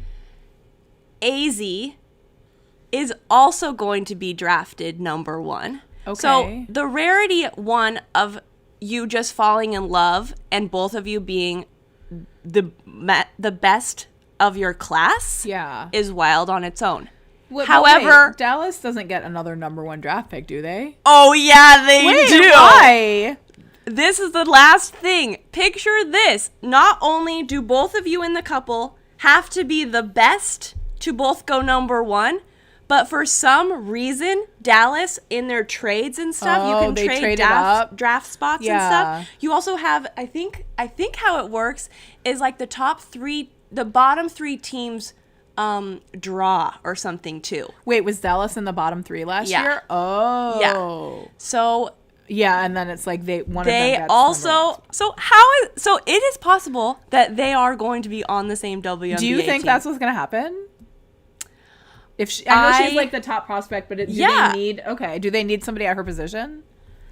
Not necessarily, but also this WNBA season is so crazy because everyone's basically a free agent. That's why they could have so much leverage for the CBA. So everybody's contract ended in the same year. Yes. Except for the rookies. Okay, got it. The rookies like have a few more years on theirs, but yes, they planned ahead for this to make it so they were all going to be free agents. But I do think that Dallas is going to draft her, and if they don't, I think that would be such a stupid thing to do because they are a moneymaker, the two of them. They have huge fan bases, so that alone is like you have a money-making couple. Marketing-wise, you need to capitalize on that. That would be wild if you didn't. And also, they play so well together. Imagine them not drafting us to the same team if they could. Exactly. That would be so freaking rude. Huge moneymaker. So rude and a marketing nightmare. But we're going to see because things happen. People are deep diving into it and they're thinking like hints are being dropped. I do think that she's going to be drafted to the Wings, but only time will tell. If that happens, I can't believe that. That's like, the women are always having to kind of like try to find a way to get to their partner and like to get to where they want to go. And so the fact that the two of them just both by being drafted number 1, the fact that the team had both number 1 picks in the 2 years where they were being drafted and no one else in your class that is wild. Getting drafted before you. Fate. I can't wait to find out what happens. When is the draft? I think it's next Monday. In case we want to watch. Okay. Monday. Don't quote me on that. Babe. Pretty fun, though. I hope that they both pull out some amazing looks. They usually do. Are they for sure still together? Why have they been quiet? Yeah, I think they've been quiet because people are freaks, probably including me. No, I'm not they want privacy. They have a lot of a teenage girl and high school and college girl fan base, and I'm sure that like me. And I'm sure that they're very invasive and a little too intense. That's true. Yeah. Unlike us. Never invasive. We only created a YouTube show just to talk about them. Just to talk about Paige and AC. Oh my god. Oh Lord. Yeah. Yes, Knits by Nayla. I'm hoping the W taps into some of the reality TV aspect that Unrivaled season brought this year. I know. I agree. The Unrivaled was so fun. And yes, AZ was sitting courtside at Unrivaled when Paige played, and she was looking so good. Thank you for the info, Nayla. I feel like you're always in here with the WNBA tips. Yeah, we love it. We love it. I will not be reading Dune. I'm sure it is good, but it's not what I'm going to read. Redone. Uh-oh, the voices have started. Next order of business. Oh, this is under the game sports category. Video games. Now, instead of reading and knitting, here's what I've been doing aside from road trip. I have been on a little bit of a Gideovame arc. I started Ghost of Yotei. I have Ghost of Tsushima on here, but it's the sequel to Ghost of Yotei. You had started that. I had already time. started it, but now I'm almost finished. Nice. Beautiful game. Beautiful. Gorge. Stunningly beautiful, gorgeous game. Feudal Japan, if that's your vibe, as it is mine. It's just the landscapes are so beautiful. So stunning. Every picture, every frame within the game is beautiful. I love it, and I'm almost done. And that's my review of Ghost of Yotei. I love it. Approved. I also, on my road trip, I brought my Switch, and I restarted Dave the Diver, a diving game where you run a sushi restaurant at night. It's so fun to run the sushi restaurant. The gameplay loop is one of the most addicting loops I've ever encountered in a video game. It had me so thirsty for more. You dive during the day, and then you dives work during the day. The sushi restaurant at night, and sometimes you can dive at night too. That's right, but you have to give up the sushi restaurant. No, you give up a third of your shift. Oh, okay. You have like only 2/3 of your shift that night. But it's so and you fun. feel it. It is so fun. If you like a sort of, I would say it's kind of a deck building game because you're trying to collect all 3-star versions of all the fish. But then there's also a story aspect and a little bit of role playing, like light role playing. The vibes are so good. The music is good. The cutscenes are so funny and cute. One of my favorite games of the last 5 years. I need to get back into it. I was talking to Jessie about it. I'm a little bit daunted because I'm not super good about, in a video game, I think I've talked about this before, I'm not good at building upon my skills very much, and I forget things really quick. So I just am always like smashing buttons and like figuring it out. And I was getting a little intimidated to jump back in, but it's easy to learn. It's and so it's easy, fun. yeah. And I need to start pouring more of that green tea again because that is my favorite It's addicting. mechanism. Yes. First of all, is it Snitasis? I saw earlier that you said it's your first time live with us. Hello. So hello. And yes, Ghost of Tsushima, the original game, is the game that I started with. I played it when it came out. And it is another incredible, the art is gorgeous. The story I might like even a little bit better. The armors in the game, so beautiful. Everything about the game Kaden is also so... loves the story a little bit I better. like the story of more in Ghost of Tsushima. This one, the second game, Ghost of Yotei, I've like cried during several cutscenes, which I never do. I feel like I didn't do that during Ghost of Tsushima, even though like maybe I should have. But both games are incredible. If you like sort of... I had my partner play it for a little while and they were like, oh, it's like Assassin's Creed. And I'm like, it's like if Assassin's Creed was good. Like if it had more of a story. I love Assassin's Creed games, but they're kind of like repetitive and sort of less involved, I think, emotionally and story-wise sometimes. The meta story in Assassin's Creed is always kind of weird. But I do, in general, love the vibe. The reason I like Assassin's Creed is I love the vibe of walking around kind of a real city. Like Ghost of Yotei is set in Hokkaido, which is like in the north of Japan, like in the shadow of Mount Yotei. So you're encountering the actual places, you know, that are in real places. And that's true of a lot of the Assassin's Creed games. Like there's an ancient Greece one and there's an England one and there's all sorts of different ones where you are actually encountering like historical figures, and you don't do that in Ghost of Yotei. But like in Assassin's Creed, you know, you meet people from Greek history and you see the layout of different islands that are real. And I like that. I like when there's like a light real world aspect. I think that's also why I like a lot of the Fallout games. They're set in actual like destroyed American cities. Yeah, where it's like you're in Boston and you know what I mean? Like you're encountering the real landscape. That's cool. I like that. I also like a fantasy world, but it really does get me when you're in like a different version of the world that we already live in. So, yeah. And the third game I've been playing with my partner is a silly one, but Overcooked.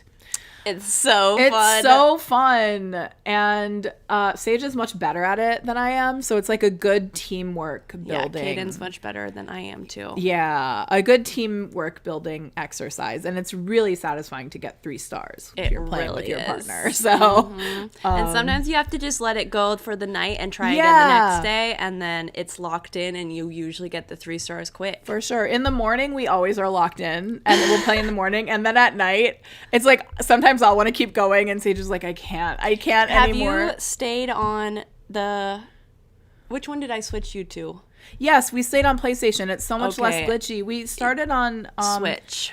and it's so glitchy and bad. I came over to Jessie's house, and she was like, I'm playing Overcooked. Let's play Overcooked. And I started playing on the Switch with her, and I'd been playing with Caden for like probably a year. And so... But I was like, why is it... I hadn't played in a long time, so I thought it was that at first. But then I was like, why am I so bad at this? It is like I've never played this game before. And I know the controls were a little bit different. But on the Switch, if you are going to play this game, do it on the PlayStation and not the Switch. Yeah. Because... you have to be so precise on where your person is standing to get the items on the Switch in a way you do not. Like, the PlayStation can read your mind a little bit better, and it makes all the difference. Yeah. Overcooked after KKCC Queen. Overcooked a few rounds. We played when James was here one day, and I have to say, you and I we immediately entered such a good flow state. We did. On our soup quest. I think we're good I at think that kind of thing. I think that we're good at that type of thing together. Yeah. It was immediately like kind of easier. Yeah. No offense to anybody else I played with. Park and I have great chemistry. What can we I have say? great chemistry, and we could run a restaurant. We could run a restaurant together. And also, something we have in common is James just started Dave the Diver too, and he's like, I hate running the restaurant. And it's me and Park's favorite part. It's my favorite We part. love running the restaurant It's in so the game. fun. So Yeah, and that's why I really wanted to play Overcooked, actually. Yeah. And I tried to buy this other game that was just restaurant, and it was horrible. It was not the main one. It was like this one that was really just... It was really cheap. Okay. And it was like just submitting orders, and it was Okay. horrible. And I was like, no. I wish that you could play Overcooked as one person. It really is like a teamwork game. You need 2 people. And I also wish that I could settle into some levels a little bit more. I know. Like, it's or like hard because they- it changes so much. They level you up so quickly. So Yeah. it's like you get really good at something really hard, and then immediately they make it like 50 times harder. Yeah. And I wish that you could do like 3 levels at the same difficulty so that you can level up. And I don't more easily. love all the challenges of like when things move. I know it makes it so much harder and it's necessary. Yeah. But sometimes I'm like, if I could just settle in for my restaurant and I get to know my restaurant and I could play that for hours. Yeah. Like, give me other things to challenge and I could probably still have so much fun. It's a great game. Overcooked is really fun. We've been working on 1 and 2, and then also there's extra trimmings, which are like additional. We're really playing the extra trimmings, and because so those are fun. Did you notice that when you get 3 stars on every level, you like unlock a new character, a new playable Yes. character? Oh, it's so Who do satisfying. you normally play as? I play as a lot of different ones. I like it to up. switch it up. Yeah. Who do I play as most? I'm usually hard to the say. calico cat. Oh, see, I like to play a different animal. Here's what I like. I like to be an animal, and I like the animal to have a tail, because one of my favorite parts is when they go to the Onion King and you see their little butt and you get to see their tail. And some of them hate don't when have they tails. Go to the Onion King. The Onion King is annoying, but also the Onion King has a dog friend named Kevin who is so mean and rude, and I love Kevin. I do not like any of those scenes. The stories make me laugh because they choose like it's. Yeah. You start the game and they're like, the year is 1992, which is so arbitrary and weird. Yeah. And there's like barely any dialogue. And he goes, It's a fun game. It's a fun game for lovers. and friends. And friends. If you have good friend chemistry, If you of have running good a friend restaurant if you have together. real friends. If you have fake friends, maybe not. Yeah. So those are the games I'm working on. I got Sage a little bit hooked on Cyberpunk, which I have not played yet, but I Caden's wanted to play really, forever. I know. really hooked on Cyberpunk. I know. And Cyberpunk looks amazing. I was so excited when it first came out. Well, the big drama remember when PlayStation 5 first came out, nobody could get a hold of one. Nobody could get on the pre-order list. It like sold out immediately. It took like a year and a half for everybody to get a PlayStation. And then everybody was so excited about Cyberpunk when it came up, and it was such a flop. It was like buggy, glitchy, like there were so many problems. Wasn't the main one like the genitals? There was like a genital glitch, like where the characters' genitals were always showing. out. Like there was, and you can customize your genitals in the game too. So it's like it was just there were a lot of problems, and it was this is the problem with like video game development right now. Is like frequently studios will release unfinished games and then update it as people, and it's like people keep pre-ordering for like these games that are not done, so it's never going to change. But Eric Baroni would never. If you're listening, take your time on the haunted chocolatier, but not too much. But keep working on it. Keep working. We don't need any more updates on Stardew. No pressure. Stardew, you can leave for a little bit. You've given us way more than we could ever need. Stardew is perfect. Stardew's perfect. You've already contributed so much to the world. Remind us that we only paid $15 for Stardew. Us and everybody else. You don't need to give us any more updates on Stardew. You have $400 million. So if you could just put your time into the haunted chocolatier. Take your time, do a good job. Take your time. But also know that your good job is better than most people's good job. Your bad job is better than most people's best job. That's true. That's what I meant. You already are above the standard. So any day now, we would love it. And everybody on Knit Nat Chit Chat, when the Haunted Chocolatier comes out, do not expect any knitting patterns from Jessie May do not expect any Knit Nat Chit Chat from. Maybe that will be when Knit Nat Chit Chat starts. Maybe that will be when Knit Nat Chit Chat starts their streaming arc. Their video game streaming arc. Just kidding. JK. Anyway, it's been updated now into apparently a very good, incredible game, and I'm loving what I'm seeing so far. Yeah, and I can't wait to play. After I write more knitting patterns, we're entering summer, which is such a busy season with patterns and being outside and trying to do our best to enjoy life. So this little thing called life. Okay, game's over. TV and movies. I think you know what we're gonna have to talk about first. Survivor 50. Are you guys watching? We're watching. Can we spoil? I mean, yes, we can. If you're not caught up, and we're missing an episode right now. The bad thing about Knit Nat Chit Chat on Wednesday. It's so blasphemous of us to have Knit Nat Chit Chat on Wednesdays during Survivor season. I know. What were we thinking? Actually, I don't like watching them live though, because I have to watch the whole thing, which is like 3 hours long with all the commercials. It's an hour and a half. Ooh. Well, I'll be waking up first thing tomorrow morning and watching Survivor. I mean, this season, I guess. So I actually found the last episode kind of boring. Despite a triple the theme. elimination and boring. Yeah. How can you have such a twist of the blood moon and it be kind of boring? At least we didn't lose anybody. Thank God for Exile Island. And we haven't lost anybody that we care about that much. No. R.I.P. Colby. The Colby one did make me a little sad because, as we talked about last time, we're feeling very tender for old Colby. Tender towards Colby, but also I'm not sad that he's gone. No, it was. I'm only sad because I was really getting interested in how this Colby coach. Like this honor alliance was going to play out. Let me tell you a little something. I'm the level of Survivor fan where I do listen to a podcast sometimes. Yeah. And I was listening to Colby's exit interview on Rob Sesternino's podcast. Oh, it's Rob. Rob has the podcast. Is that one with Tyson too? Or, no, it's just Tyson also has a podcast. I love Tyson's podcast. Tyson is such a mean old bitch. He's so funny. Yeah. He really makes me laugh. But no, and he's sexy. Probably one of my favorite Survivor players after Suri, after Parv, after Tyson Coach and Philip. Tyson would be high up there. Tyson is very high up. Mm-hmm. But anyway, Colby was saying in his interview with Rob that he was very interested in the the Honor Alliance because the reason he wanted to be in it is because everybody would assume that he was playing honorably, but he couldn't wait. Colby? Yes, he couldn't wait to get further in the game, pretend to be in the Honor Alliance, and then he was setting himself. Yes, he thought he was setting himself up for like a huge blindside with one of turning on either Coach or Stephanie or who no, else? Coach or who's the other guy?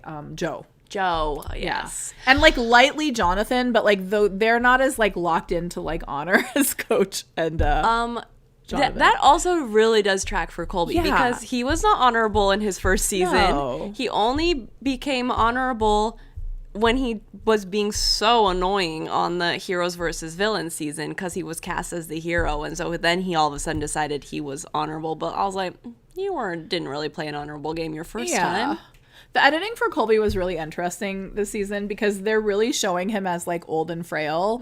And then he snapped the tendon that connects his heel to his big toe. Is that what ended up Well, happening? that was the first injury. And then apparently like he was like walking around the island with no shoes on, and he doesn't remember anything even happening, but he stepped on something or got a cut that got infected in his other foot. So he developed a staph infection in his other foot. Thank God he got eliminated. Well, and the doctor said like, we can't treat this, so if you want to stay in the game, like it was fine for him to stay in the game, but it is like the worst infection you can have.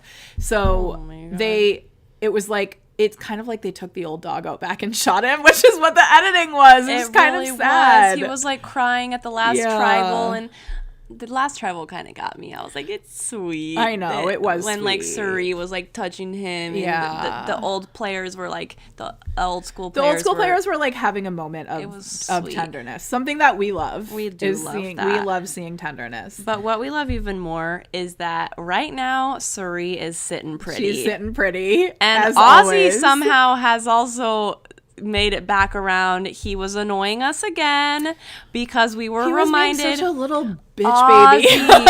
Ozzy can't help but whine and get his feelings hurt. He gets his feelings so hurt. Ozzy, just zip your lip, be a beautiful pirate in the water. That's that. Yeah, that's all we need from you. Provide for your tribe and let Suri do all the thinking, and you need to not be annoying and get in your feelings. Okay, Ozzy? That's what we want. I love when a man has a pirate vibe. It's like one of my number one types. Mine too, because remember how that's right, Captain Jack Sparrow. Yeah, one of my biggest crushes was Captain Jack Sparrow. However, never tell somebody that you're dating that you like a pirate type because it will send them into existential terror. That's right, which I would just assume everyone would take that as a compliment. That is the sexiest compliment. Yeah. But then I said it to somebody one time, and it made them so sad. They were in the Honor Alliance for sure. Yeah, true. I told my friend Colin the other day that he was giving a pirate vibe because he was sitting, he had rings on his fingers, and he was sitting like this with his hand even like this. And someone had like said something about him, and he went like, sexy. And I was like, oh and my you God. said, shiver me timbers. I said, shiver me timbers. I was like, I need to be incorporating more pirate energy into my life. Me too. It's like such a sexy vibe. It's so nonchalant. It's one of the sexiest vibes. Take me to the beach and be bad. Yep, exactly. Yeah, so we're liking Survivor 50. It's fun. We're liking it. I'm ready for the gameplay to high happen. level gameplay. I feel like. What did you think about what I had texted, which was on the last episode? I thought it was like, this was so stupid. They have the merge happen. Oh, yeah, they always do that. People. They always do that. They do a fake merge. All of a sudden, so it's called now, mergatory. The mergatory. Yeah. So that's a new thing. No, it's like, kind of, yeah. It's like in the new seasons, frequently they'll do a merge episode, but it's not a true merge. They either split the tribes up immediately or they say you made the merge, but it's not the actual merge until like after the episode. Yeah, it's such a fake out, and it's like, it's this stupid. One was so stupid because it was like, okay, here's the merge with 17 people left, and then they send 2 to Exile Island, so there's 15, and then Jeff goes, okay, well, we're gonna split you up into 3 groups, and one from each of the groups is gonna go home tonight, and also when you're done with this challenge, you're all gonna go to separate beaches again. It's like, okay, so it's just a tribe swap. Just say what It's it always is. a tribe swap, but they try to call it a merge. a merge. How pirate would you let a partner go? I'm not exactly sure what you're asking. However, I will say, here's I'd what go I like. full Jack Yes, Sparrow. here's what I like. I like that a pirate is in the water. I like that they're a little mischievous, a little silly, a little dirty, a little gay. naughty, a little bit gay, most importantly. But I don't like the like evil part, but I do like the scoundrelly part. But it's like I want an honorable scoundrel. I am okay with the evil part. Yeah, I don't really love the evil part. I am not okay with the like super unshowered part. I don't want definitely- super unshowered, but I Yeah. like the vibe. I of, like the vibe of yeah, it, the but I vibe- know I wouldn't like it. But I would want them to shower. I yes, would need them I'm to a be big clean. fan of my Clean. partner showering. Me too. Me too. I'm not like a dirty girly like that. I can't get on board with that either. It's like In fact, one of my defining characteristics is that I always like to be clean. me too. And I have the weird thing where it's like I don't want somebody who's been outside sitting on my bed, for example. Same. Like I don't like mixing outside with inside clothes. Same. I have a little bit of a I'm ever okay since I was with, a little like, girl, I camping. knew I wanted to be clean.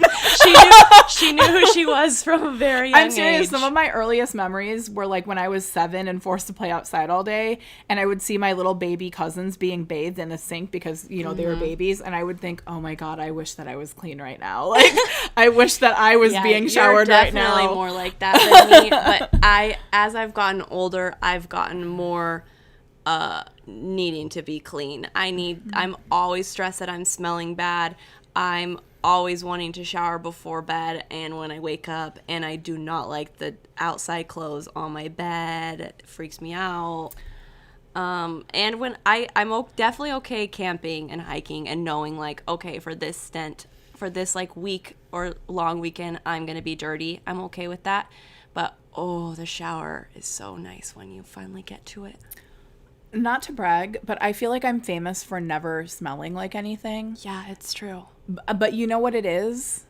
Showering all It's the time? that I shower twice a day. Yeah. It's like I've always showered twice a day because I noticed when I'm camping or when I'm in the car for a day or two, and if I don't take a shower, I just smell like a normal person. Like I smell like I think there's a few factors at play. I think that you really don't smell like a normal person ever. I think that's false, but I just think that more frequent showering smell bad prevents- sometimes, even when I shower 2 times a day. So what's up with that? Sometimes I get BO still after I showered. Okay, yeah. And I you get don't. that. Yes, I do. Sometimes I would say I do. I've never smelled Jessie smell bad ever I've in my smelled whole Park life. only one time, and it was such a normal like body smell. Anyway, an honorable scoundrel. That's what I want. Because I do another one of my types is like I like people who are really like good. I like sweet people who don't want to be mean to anybody. That's like Yeah. the type of person I like to date. Yeah. So I I can see why somebody that I was dating would take offense to that because I only date people who are nice and nice. You know what I mean? And so like of course they don't want to be associated with scoundrelry. yeah. But I don't think I would act on impulse because I would never want to be really with someone that was evil. At my core, that would be too scary, but could be fun. name the most evil person that you have a crush on. Well, my longtime formative crushes were all evil. Like Yeah. Jack Sparrow's a little bit evil. Yeah. But my really bad one is Heath Ledger as the Joker. It's not Heath Ledger. Not Heath Ledger as 10 Things I Hate About You. Correct. It's Heath Ledger, It's Heath Ledger as the Joker. as the Joker. That is perverted. Yeah, it is. And one of my high school crushes. that is acting brainworms. It is. It really is. And one of my high school crushes was like because I also like them to be a little bit weird and really funny. Yeah. I like that. And so that Caden, does take prevail. notes. That does prevail for me. Oh, he knows. He's not learning anything he doesn't already know. But one of my high school crushes was this boy who was like weird, kind of mean, but very funny Yeah. and very talented. And Yeah. I was always kind of like, like high charisma. Yeah. I like high charisma, which You do. is not always good to go Her after. also loves to play hard to get. Yes, I do. So she would like somebody who's a little bit mean. You're right. Anyway. Anyway, but I probably in real life do not want to date someone who is a supervillain murderer You would never. who cuts people's faces You would open. never. And I would never date a scoundrel. No offense. No. There's a thing called fun thought. It's called a thought experiments, crime. and there's a thing called someone you should really be partnered with. Exactly. And you want someone who's nice. And normal people know the difference between a fantasy and the reality. It's true. Okay. The only other thing I want to talk about is a movie that I watched. I was trying to do my compressed Oscar film watching. And the one were that good really about that stuck one year. with me, I You know, and but I I did it. started I started on the day of the Oscar, Yeah. the day before. It always happens. The one that really stuck with me, the most me movie of this year was Train Dreams. Oh my God. Did you watch it yet? I didn't. It's so atmospheric and heartbreaking, and like, I don't know, it's like about, it follows this like logger in the early 20th century, but it also is like a story about like kind of industrialism and what it has done to the earth, and like it's devastating and visually gorgeous and pretty short. It's like an hour and a half long, and it only has a few characters, and that's the exact kind of movie I like. It was perfect. I loved it. I heard really good things from you, and then one of my other friends also is always posting about Train Dreams. It was so good. I just have to kill the brain synopses. No, what's it called? Synapses. Synapses that only right now are letting me watch reality TV. That is your sickness, babe. There's just something about the No, I Housewives. understand. A lot of people think that. But I also, what was happening this past I don't month, watch anything usually, so yeah, I was it. getting a big craving to watch real beautiful movies and TV shows again, but I didn't have anything to knit. And when you don't have anything to knit, I don't want to watch any TV. But when I'm doing things like swatching or something where I'm kind of having to think about it and it's not mindless knitting, Yeah. then it's time for me to put on my Housewives. That's another brainworm that we have, where it's like we can't enjoy a movie unless we have Without something to knitting. knit. That is a brainworm. Definitely. I definitely have it. so. Definitely. And I have stand two by sleeves it. to do right now, or one more sleeve to do. So I should watch something tomorrow. I don't know. But you guys, I'm still working through Real Housewives of OC. Oh my god. What's going on? Is it just a trudge now? It has been. It has been. And I feel I'm a completionist, so I do Yeah. feel like I want to make it through all the Housewives, and this one is the most horrible to get through. They're all such mean girls. They're horrible, like extremely Who's on the Republican cast now? energy, which Ew. I don't watch the Housewives for the morals, Right. obviously, or the moral lessons. No, but they're their boring. energies It's are bad. nasty. The It's energy is like what bad. they think is funny is just being mean and talking shit about each other behind their Yeah. backs, and just getting plastered in not even a funny way. Like New York gets plastered in a fun way. Yeah. OC gets plastered in a way of like, here's how I boiled down the Real Housewives of Orange County. All it is them saying, like, I love our friendship, and then the friendship is just only when they're getting plastered together. Yeah. Like, they don't do anything else in their friendships. Like, they always are like, we're gonna have so much, they say, we're gonna whoop it up. Like, oh my God, I'm so happy to have Vicky back. Like, we're gonna whoop it up together. I'm so happy that we're back together because we finally get to, like, whoop it up together. And it's like, you guys hate each other. You all hate each other. Yeah. You all are competing against each other. It's so nasty vibe. And the only times you guys have fun are when you guys are super drunk. And then you're not even fun. And that's the thing, is most of the Housewives make you laugh a lot. And I was laughing a little bit because Vicky is a true character. But then I'm not even laughing anymore. Some juicy stuff happens, like cancer scams. right. The cancer scams are crazy. I think I'm on season like 15. How many are there? 20. Ooh, babe. But I'm getting close. Yeah. Let me tell you something I love about our friendship. What? Well, you have a drink occasionally. I love not drinking. I love not doing drugs. And I love being sober. I love your sober lifestyle. I love my sober lifestyle. But also, every time I'm with any of my friends, well, specifically, I mean, I'm at the age where none of us, my partner doesn't drink. James doesn't drink. Lindy doesn't drink. Sam and Kirsten don't really drink. Nope, it's just like not a part of our social life. And Lindy and I were talking on our drive, and it's like, you know what's so relieving? Not having like people be partying be any part of our like social lives. I love it. I love an occasional cocktail, but I feel like I used up my party years early, and I'm grateful partied in for college. it. Yeah, I partied too much in college, Yeah. and the hangovers hit me way too hard, way too early, and I went, this is not for me. I also hate not feeling in control. Yeah. I just think it's like, yeah, it's just not for me. So I'm like, I love, unfortunately, the taste of a cocktail and a delicious I cocktail. do too.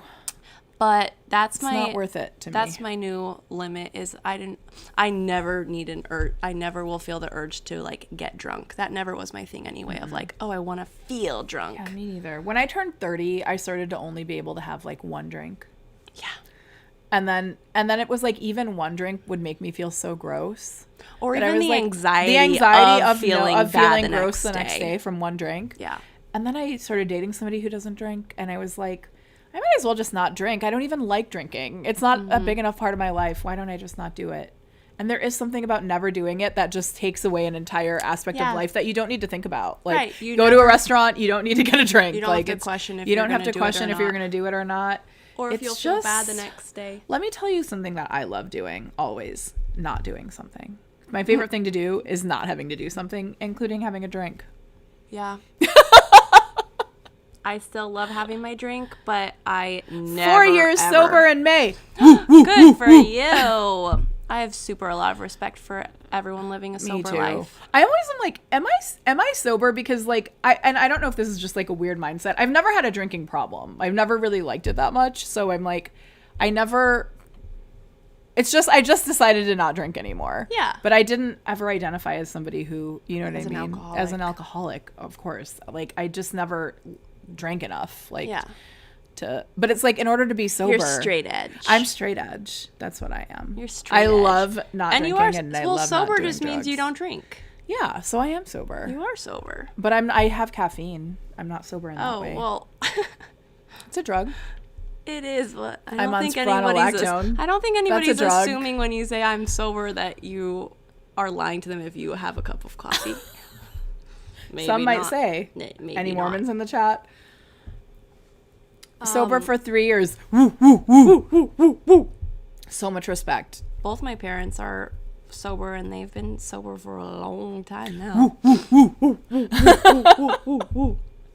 During our live show in Portland, for no reason, I started wooing everything, and now it's just a part of what I do sometimes. Yeah, And I like it. It's very sports sports fan. Congrats to all fellow sober girlies in the audience. If you also savor not drinking or not having to do something in general, Yeah, I'm with you. I'm not with you, but I super support you. And I'll be there soon enough. Truly. You get so tired. I get so tired, but it's how I feel about coffee too, where it's like I don't want to give it up, just my one little treat. And also because Yeah.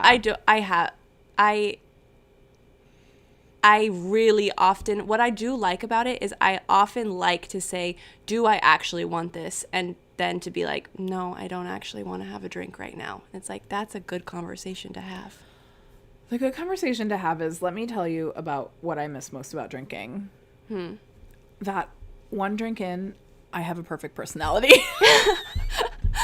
I will say I am blessed in the way that I often think people think I'm drunk when I'm not, Yeah. because that's my normal mode. Yeah. Is I'm very excitable, and when I get buzzy, you know, naturally, and I can easily like dance and just let it go. So people Yeah. are probably often thinking that I'm drunk when I'm not.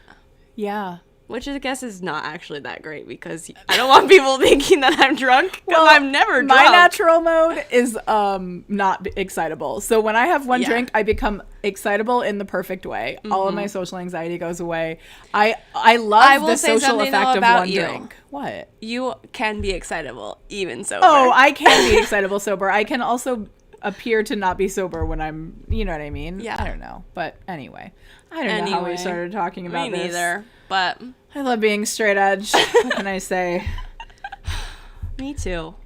I love knowing in my life that I never, ever, ever, like what I liked knowing about myself is that I do not have the feeling of wanting to be drunk or even tipsy. I don't like that feeling. I don't like that feeling at all. I love the feeling of one drink in feeling like I have a perfect personality.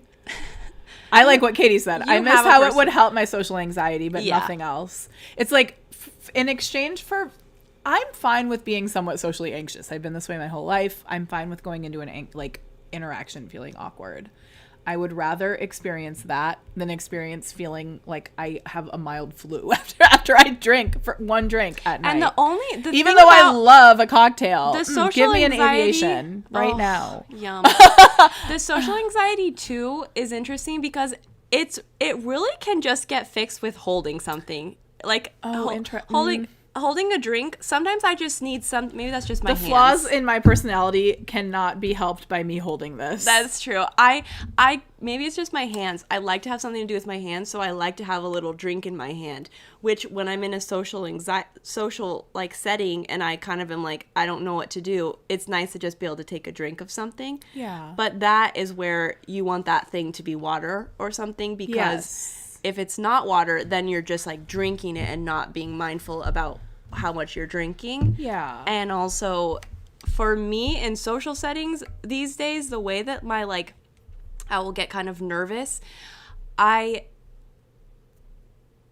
now we're just doing like therapy, but when I'm thinking about doing social settings or like when it's a big to-do, I've realized like I cannot pair that with alcohol because my brain gets so overstimulated by the socialness of it that when I'm trying to go to sleep that night, I have the like stimulant of the alcohol like working in my brain overtime, and then I have the added anxiety of like, so you're already overstimulated. You're going to think about everything that happened that night. That you did. And you're going to be anxious that you're going to be sick the next day because you had a drink. All bad things. Horrible and I'm already replaying every interaction that I have anyway. I don't also need to do that with booze. It's crazy. Yeah.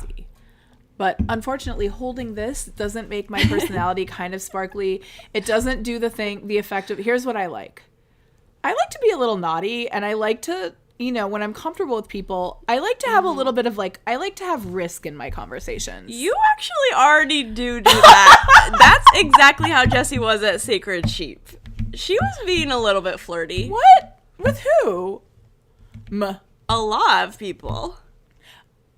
I've been accused of flirting with people, and I don't know that I've ever flirted with anybody in my life. You're a Pisces Venus, so I think it comes out naturally. And a Gemini rising. No. Here's the thing. No. I like you to don't need any help with your personality. I like to push it a little bit further. I like to push it a little further. I like to be a little quicker to laugh. I like to be a little bit less controlled and guarded. And I like that alcohol does that. However, I have no problem getting by socially without it. So. Yeah. Well, that concludes our sober talk. We hope we've converted you all by now. Yeah, sorry to go on about that. Much respect to anybody who can drink a lot and still be functional. That's not us. It's not me. I hate getting headaches and I hate feeling sick. I was reading I just saw a discourse the other day that was about somebody being like, somebody had said, 3 drinks and I'm wasted. And then somebody else came in and was like, that's not even that many. I can have 7. Oh, and I was like, what? Oh, I know what we're talking about. It's because of the Real Housewives. When they were in Mexico, these women who I remind you, they are in their 50s. They had just like me 15 drinks, No, shots no. in a day. Sure, it was over the course of hours, but I was like, Never could I ever, even in never my most... could I ever No, have that is that many. that is out of control. I don't understand that. That is so many. That was scary. And then I always was like, what are they doing to not have hangovers? And then I was like, they're on other stuff. Yeah. They have to. Because you're in your 50s. You're going to Cocaine? have hangover. They probably have some pill. Yeah, that some is magic crazy. pills that they're popping or something. But whoa, never would I ever. Horrible. Horrible. Anyway. All that to say. All that to say, We love like you guys. being sober. We love you, too. Oh, Lord, we didn't post for a thumbnail. Oh, Are my God, ears out? And now it's so I know. dark What and can sad. we even have in Just our ourselves. picture? Let's do Wait, our heart now. No, let's not. You don't want to do a heart? Do we look cute, guys? I feel like no. And this is going to be very hard hair for Caden to do in the dark background. Oh, well. Should we? Okay. Well, last call for any last questions. Any last questions As as we close things up? gratitudes and goodbyes. Grateful to you all for being here. Yeah, thanks for coming. I've been in a weird mood today, so hopefully it didn't translate too much. And what was I going to say? Oh, our next show is May 13th at 6:30 p.m. And we will be in Taurus season. Blessings, blessings. Blessings, finally. Where's my top from? I got it from my friend Lindy, but it is Loud Bodies is the brand. Loud Cute. Bodies. They have lots of amazing plus size clothing. Share some tea. Oh, I like.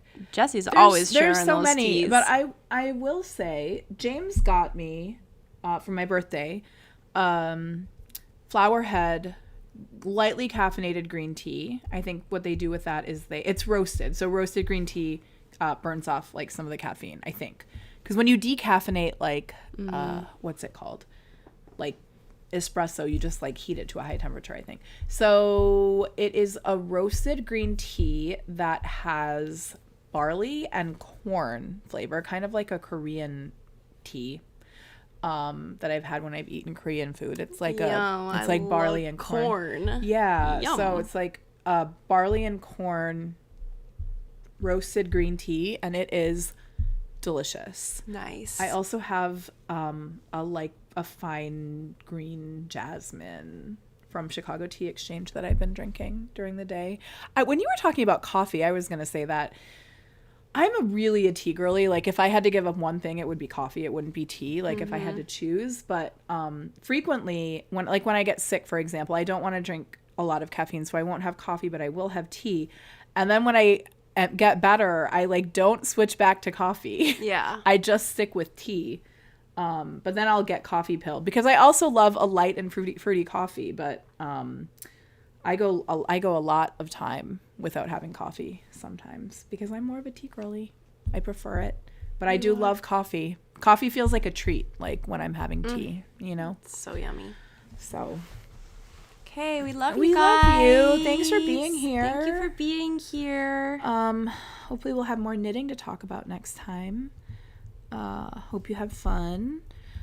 Sending love and comfort to anybody who's struggling right now. I think we all like are just emotionally with everything that's happening. Like it's a constant onslaught. And I was just thinking today that feeling that nothing feels, not that it ever felt normal, but it's like I feel like I've been at a high level of anxiety and stress for years in a way that I just never used to feel that way. Yeah. Or I used to feel that way, but just at a lower level. And so, and it's like, and I have a pretty comfortable life, like, you know, and so I just am really feeling for anybody who has, you know, is juggling, you know, everything that life happens with life, and also having to like process what's happening in the world that is so scary and feels so out of our control right now. So Yeah, our nervous systems are also like shot. So we've got to make sure that we're boxing out for that. Like it's like one of the smaller things that we can do is to make sure that we're regulating our nervous systems, because we are taking in so much. We're taking in like the most horrific things we've like, and it's constant. Like we have access to it constantly, which is so horrible. So, Yeah, the scale of evil that's happening in the world right now is crazy, and that we all just and that we have to be a part of it, and that we're complicit in it. You know what I mean? Is a lot. Yeah. So yeah. Love you. Love you. Love you again. Yeah. See you on May 13th, maybe. Yes, we hope so. And maybe Taurus season will feel more cozy, Yeah. nourishing, something. Yeah. Ugh.